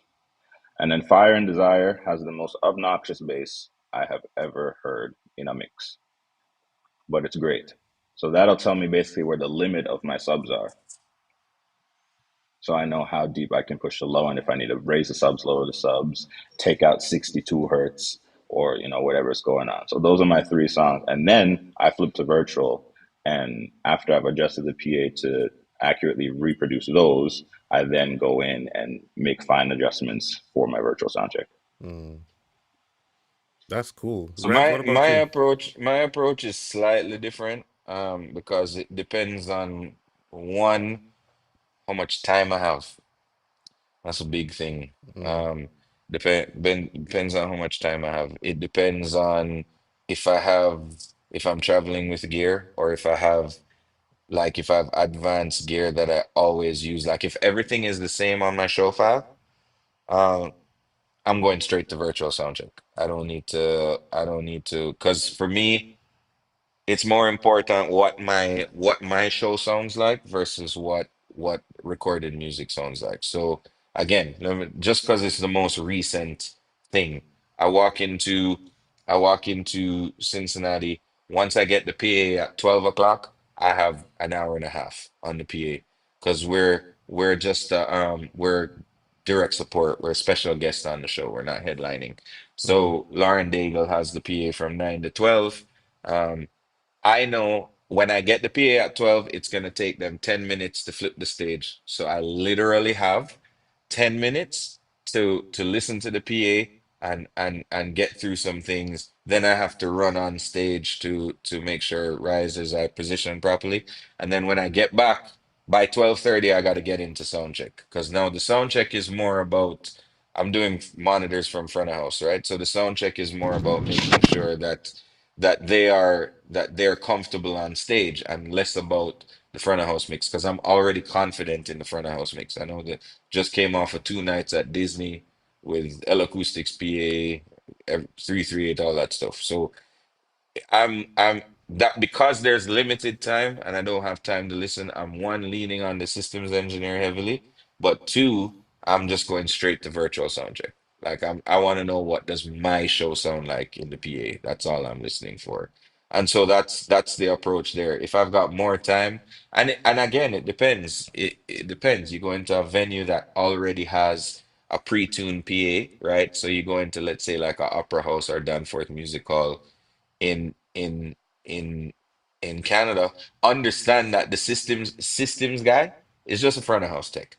He doesn't Mm, know the tuning. He probably can't show you a target curve. He probably doesn't know. He just knows how to turn on the system and patch you into the driver. No, not to say that he doesn't know more than that in his like just generally. I'm just saying specific to that venue. That's the reach of his, and that's most club venues, right? It's pre-tuned, it's tuned by an integrator, the tuning is locked, they can't yep. really access it. Yep. So they're just there to support you getting you noise to the PA. At that point, I'm definitely gonna start with like what Jeremy says. I'm listening to a few different songs. Um, trying to understand what the PA is doing prior to going into virtual sound check, right? But if it's a pro level gig, meaning you got a SE, he's tuned the PA, he's hung the PA, he's right. I'll 9 times out of 10 just go straight to virtual sound check. So it really depends on that. And then I have like my tuning playlist is way longer than 3 songs if I ever have to listen to a few. Mine is about I can three tell you a songs few too. of them. I can tell you a few of them. Damage by her is I Oh think yeah, Such this a this great is one mix. It's great so it's mix. like phenomenal. Yeah. bro, it is like what every mix should aspire to be. Like Jason Joshua completely killed that. So I listened Killed it. to I use Damage. I use the I Will Remember by Toto like every other live song from Front House Engineer uses that song. Again, that's full instrumentation on this band. I use Fields of Gold by Sting because I know that song very well. And then I have a few reggae things that I use to check different things. So reggae is really good to check alignment with subs and tops because the kick drum typically hits a little bit behind the beat, Mm-hmm. right? Especially if it's roots. So I use some reggae Hard Road by Earthcry, Break Us Apart by Stephen Marley. And then I have a bunch of Toto things that I listen to, Africa, Rosanna, just because I know those things really well. I spend a lot of time. Toto is one of my favorite bands. So yeah, that that's That's it for me. beautiful. A couple other tech questions, and then there's another question about marketing yourself that we'll get to, and then we'll kind of start wrapping up because I know you guys are busy. I have to go. Manny is on his way to rehearsals, so that's why he's trying to jump in and out. I told him no pressure. If you can't make it in, we appreciate having you, Manny, and I'll reach out to you after the show to say thank you. Uh, Reds and Jeremy, since you're both building this together, here's a good question for you. Do you think the Waves LV1 Classic, or even two of them side by side, can run a huge concert? For example, the Marley concert or Drake, etc. Yeah, so that's a short answer. I agree. I I agree. I think it can. I think especially on a tour. Um, we were talking about that before we came on air. We actually Jeremy and I actually just bought two. So we purchased a small control package. I think it's incredibly powerful. Um, Obviously, I don't know much of the reliability and usability yet. We're about to find that out. But certainly, I think it can. a lot of those bigger concerts, like honestly, if you ask, like, I could potentially do a Stephen Marley tour on a SD11 if I had to. You know what I'm saying? We pick bigger consoles because we maybe want more faders, we want more banks of faders, we want to have access to things quickly. It's more a workflow thing. But the truth is, like, I've done tours with small format consoles. There's definitely a place for it because there's you go into some venues where you just don't have the footprint to bring in a 338. Like Jeremy's out right now mixing on an SD11. It causes you to be a little bit more intentional about like what you're doing and plan a little bit better because you can't just puke out faders all over a console, right? But yeah, absolutely. I think there's 100% a place for it, especially if you're doing a show where a lot of it's programmed, like a lot of pop shows are, dialed in before you even get to the first show, and you're using time code and all that stuff. There's definitely something to be said about smaller format. And the fact that you have waves on board and you're not having to deal with super rack and that stuff is fantastic. Right. That stuff is a headache more Yeah, time. smaller format consoles are starting to take shape pretty Just well. don't get a I DM7. was just gonna say that. This It's the guy, man. worst. It's the worst. um, this question says, any of you two, what are kind of like your preferred target curves that you kind of look for? I know, I wish Brandon Blackwell was on this call too because he talks about that quite a lot. But kind of what do you look for in your target curves when you're trying to get your PA to sound the way you need it to sound? A Go, little bit of Jeremy, a I'll go after. downward slope in the high end. Um, I think a lot of what we do, um, a lot of what I do rather. Um, I don't like to mix loud. I don't think your mix needs to be loud to be good to translate. Um, my mixes sit around 96 to 98 A weighted over 10 with some peaks here and there. But to get that level of impact without offending people's ears, you need some of that high end to not be there destroying their ears.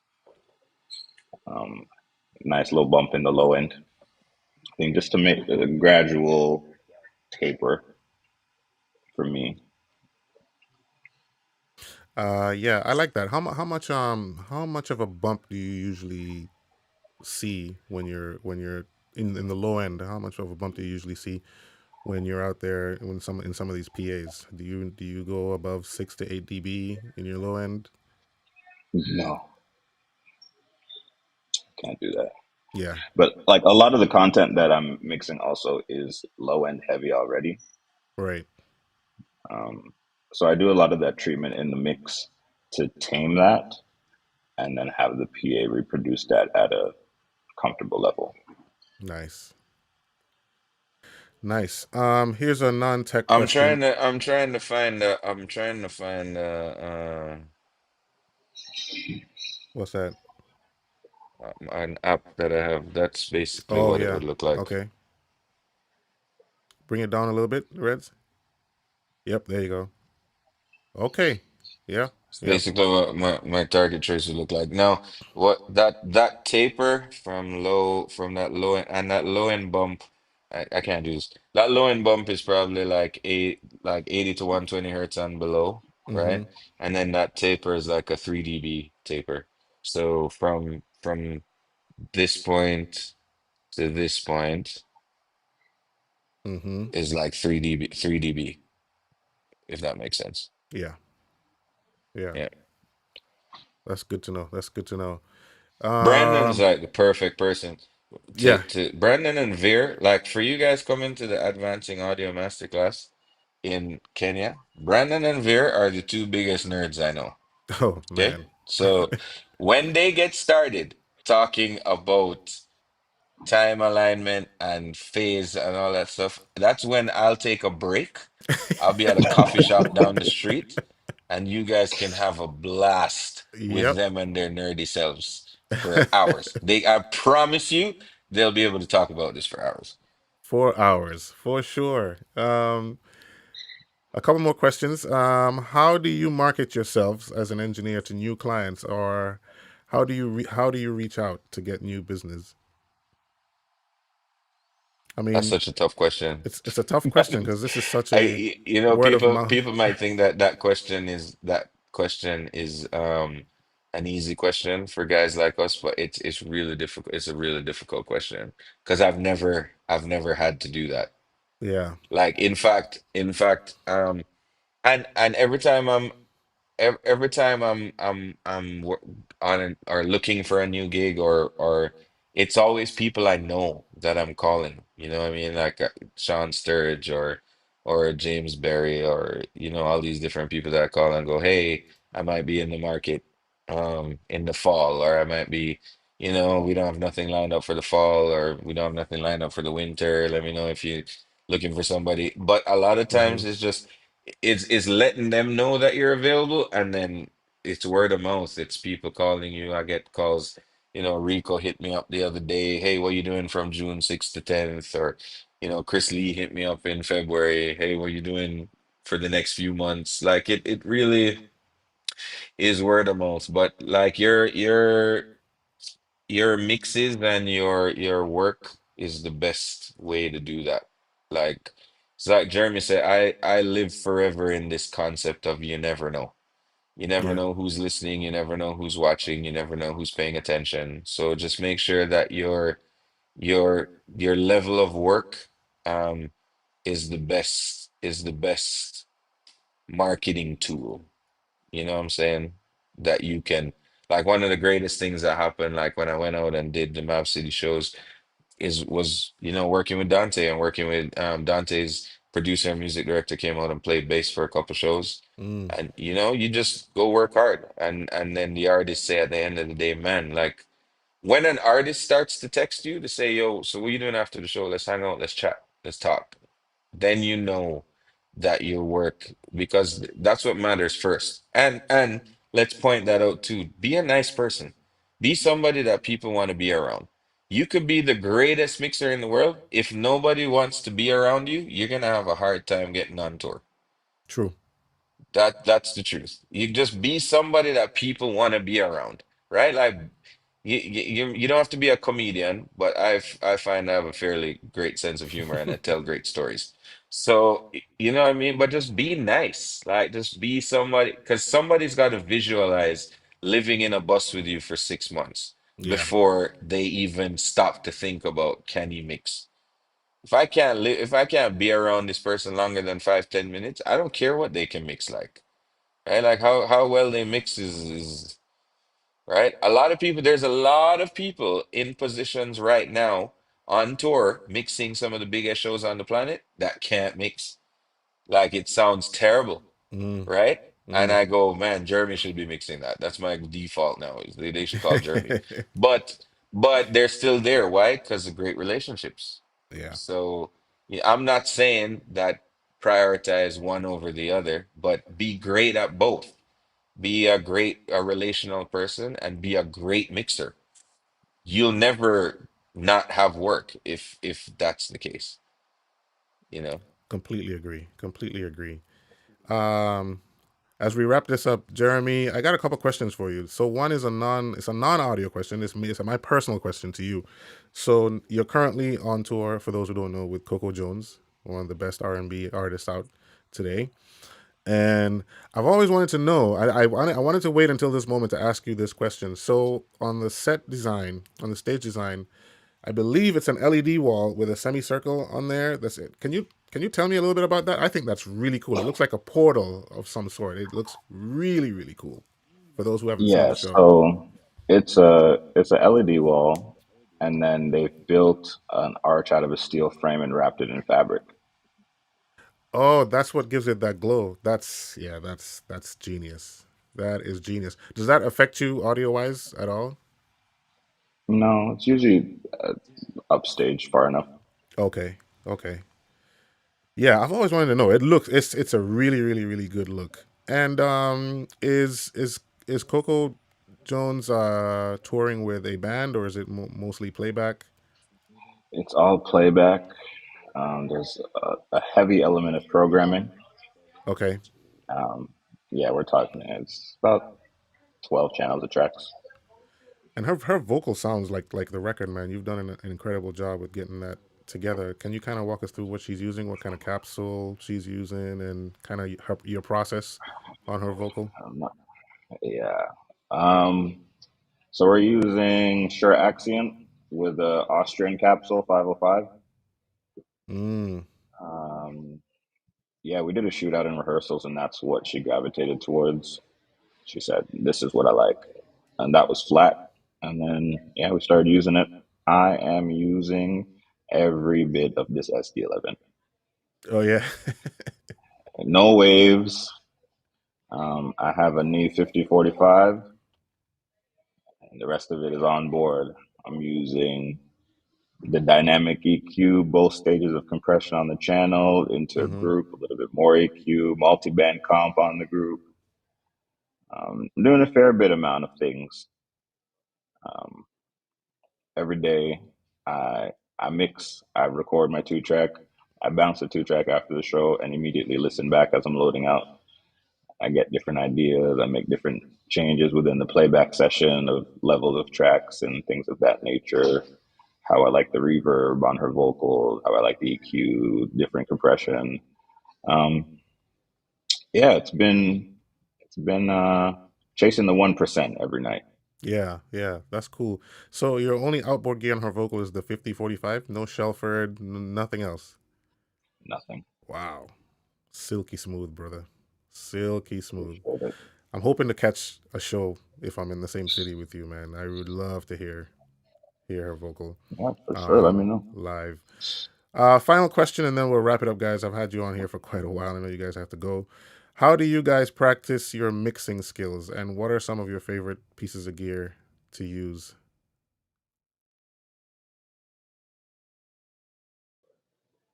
I think you're muted, Reds. Oh yeah, I was that's a two-part question. So I'll answer the first part. How do you practice mixing? Get a DAW and get some basic plugins, EQ, compression, um, and some stock reverb. I would start with using the stock reverb, the stock plugins first. So Pro Tools comes with that like EQ3, EQ7. It Mm-hmm. comes with like it's Avid Comp. If you can if you can put together a great mix with that, then at that point you can start getting into waves and all these other things. But I always say, being great is about the fundamentals.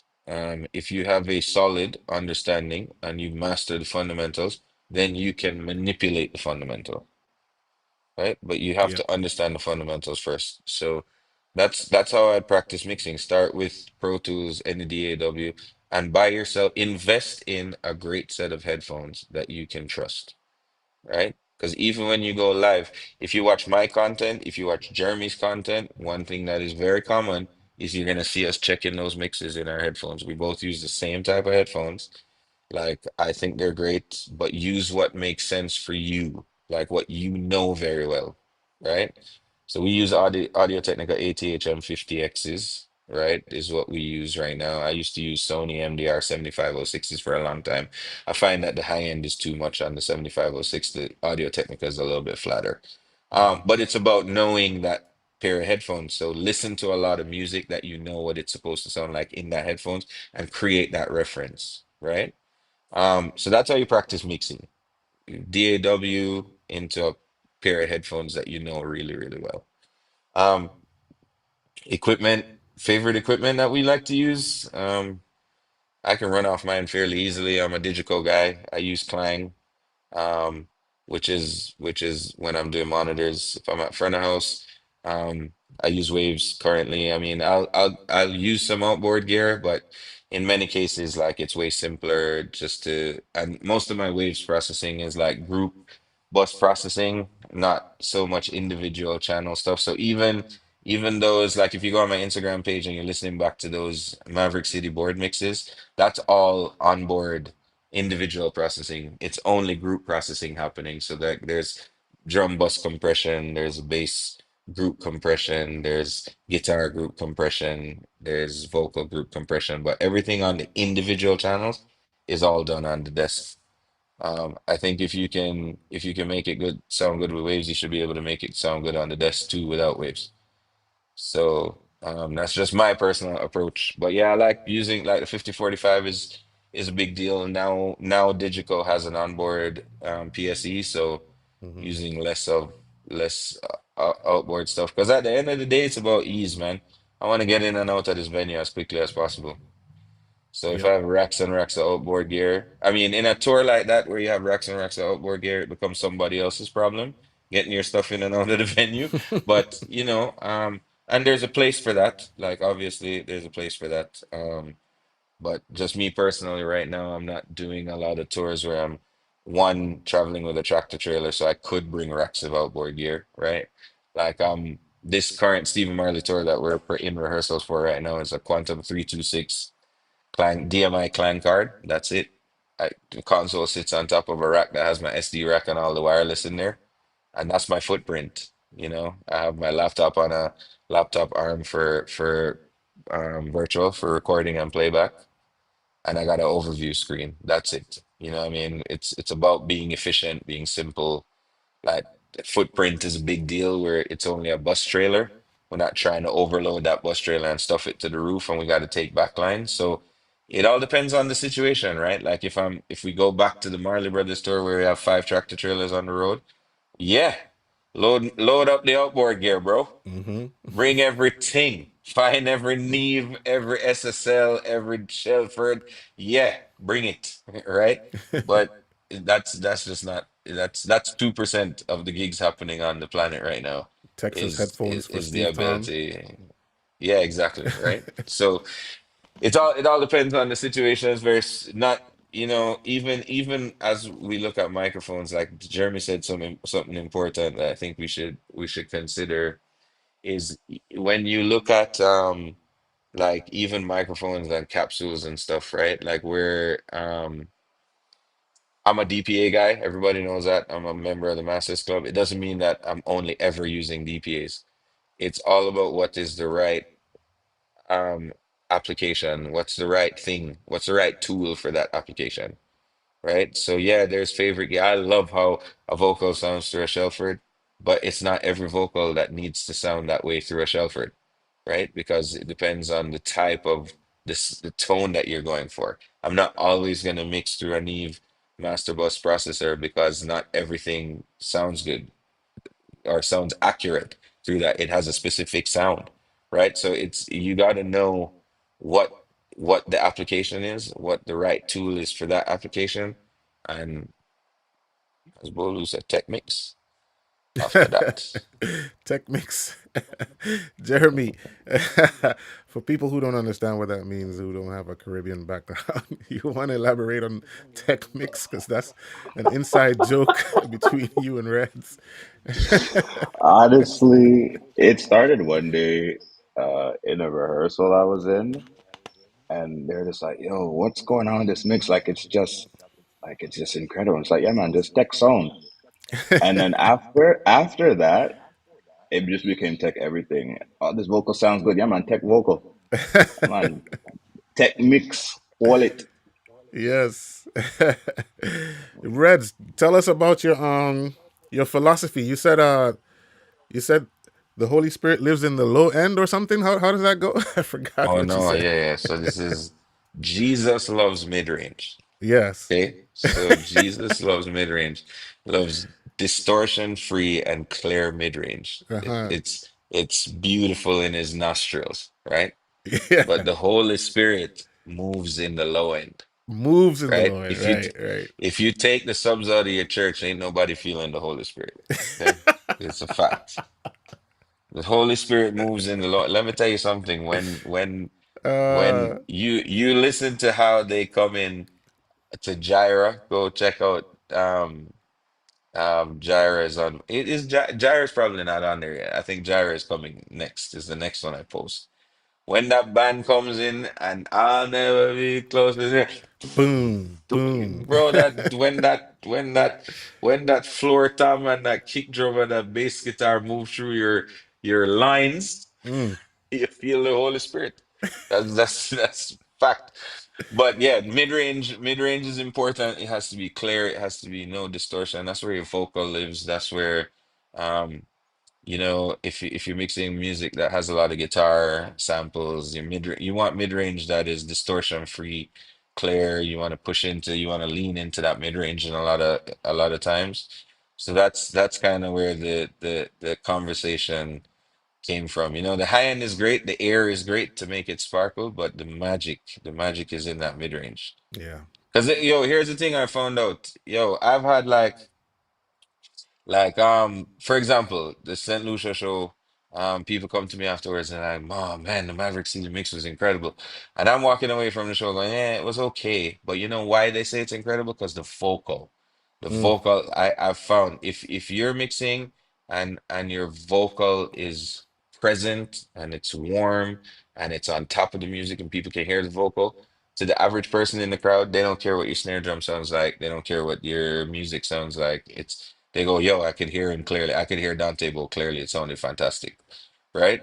So, yeah, I think that's why that conversation was, yo, listen, Jesus loves the mid range, bro. It's a beautiful scent in his In nostrils, his nostrils. but you can't leave out the low end because the Holy Spirit is waiting for that low end to move. Yeah. And you can't move. You can't move without the low end. It needs it. Those waves Oh gotta man. sweep over your soul. You know what I'm saying? Oh man, guys, man, thank you so much for joining me on this chat today. It's been a long one, but I appreciate you guys holding out till the end. Just a couple last words from you guys. I know, Jeremy, you're out with Coco Jones. You have, I don't know how far you are along with the tour, but what's next for you after that? And Reds, kind of tell us what's next for you as well, and then we'll call it a day. Um, yeah, this tour finishes end of June, and then we're in a festival season, so we'll see what happens. Some things that have been announced, some things that haven't been announced, Yeah, some things for the fall. I know Coco has a bit of a run in Europe, uh, top of September. Yeah, festivals here and there, studio work, just keep them busy. beautiful. I love the fact that you said studio work too, because a lot of people don't believe that you can do live and studio at the same time at a high level, which is exactly what you're doing now. That's incredible. Both of you, I'm actually actually. sending They need sending they mixes out as I'm on the bus. Yeah, nice. they need to meet Veer Daniram if that's their Phew, philosophy. man. Yep. Yep. Yep. Yeah, what's next for me? 6 weeks across the country with Stephen Marley. So if you're in America and you're around one of those shows, come say hi. Heading back to Red Rocks again, which is exciting, always exciting. I'm always grateful to play Red Rocks. Not only is it probably the most iconic venue in America, it's got the best catering. So yeah, pretty Mm, excited about Red Rocks. And then after that, we're on a break. I head home to Toronto to do a few things in July. Um, and there's something else brewing now that I don't feel comfortable talking about yet, but look out for it. We're gonna be partnering up with another artist. But then at the end of July, I've got the Traffic Jam tour with Damien and Stephen Marley. I'm doing the second leg of that, which is West Coast. So if you're around for that, then yeah, come say hi. And then, Jam Rock Cruise in October and who knows. But yeah, we're just out here trying to stay busy. true. True.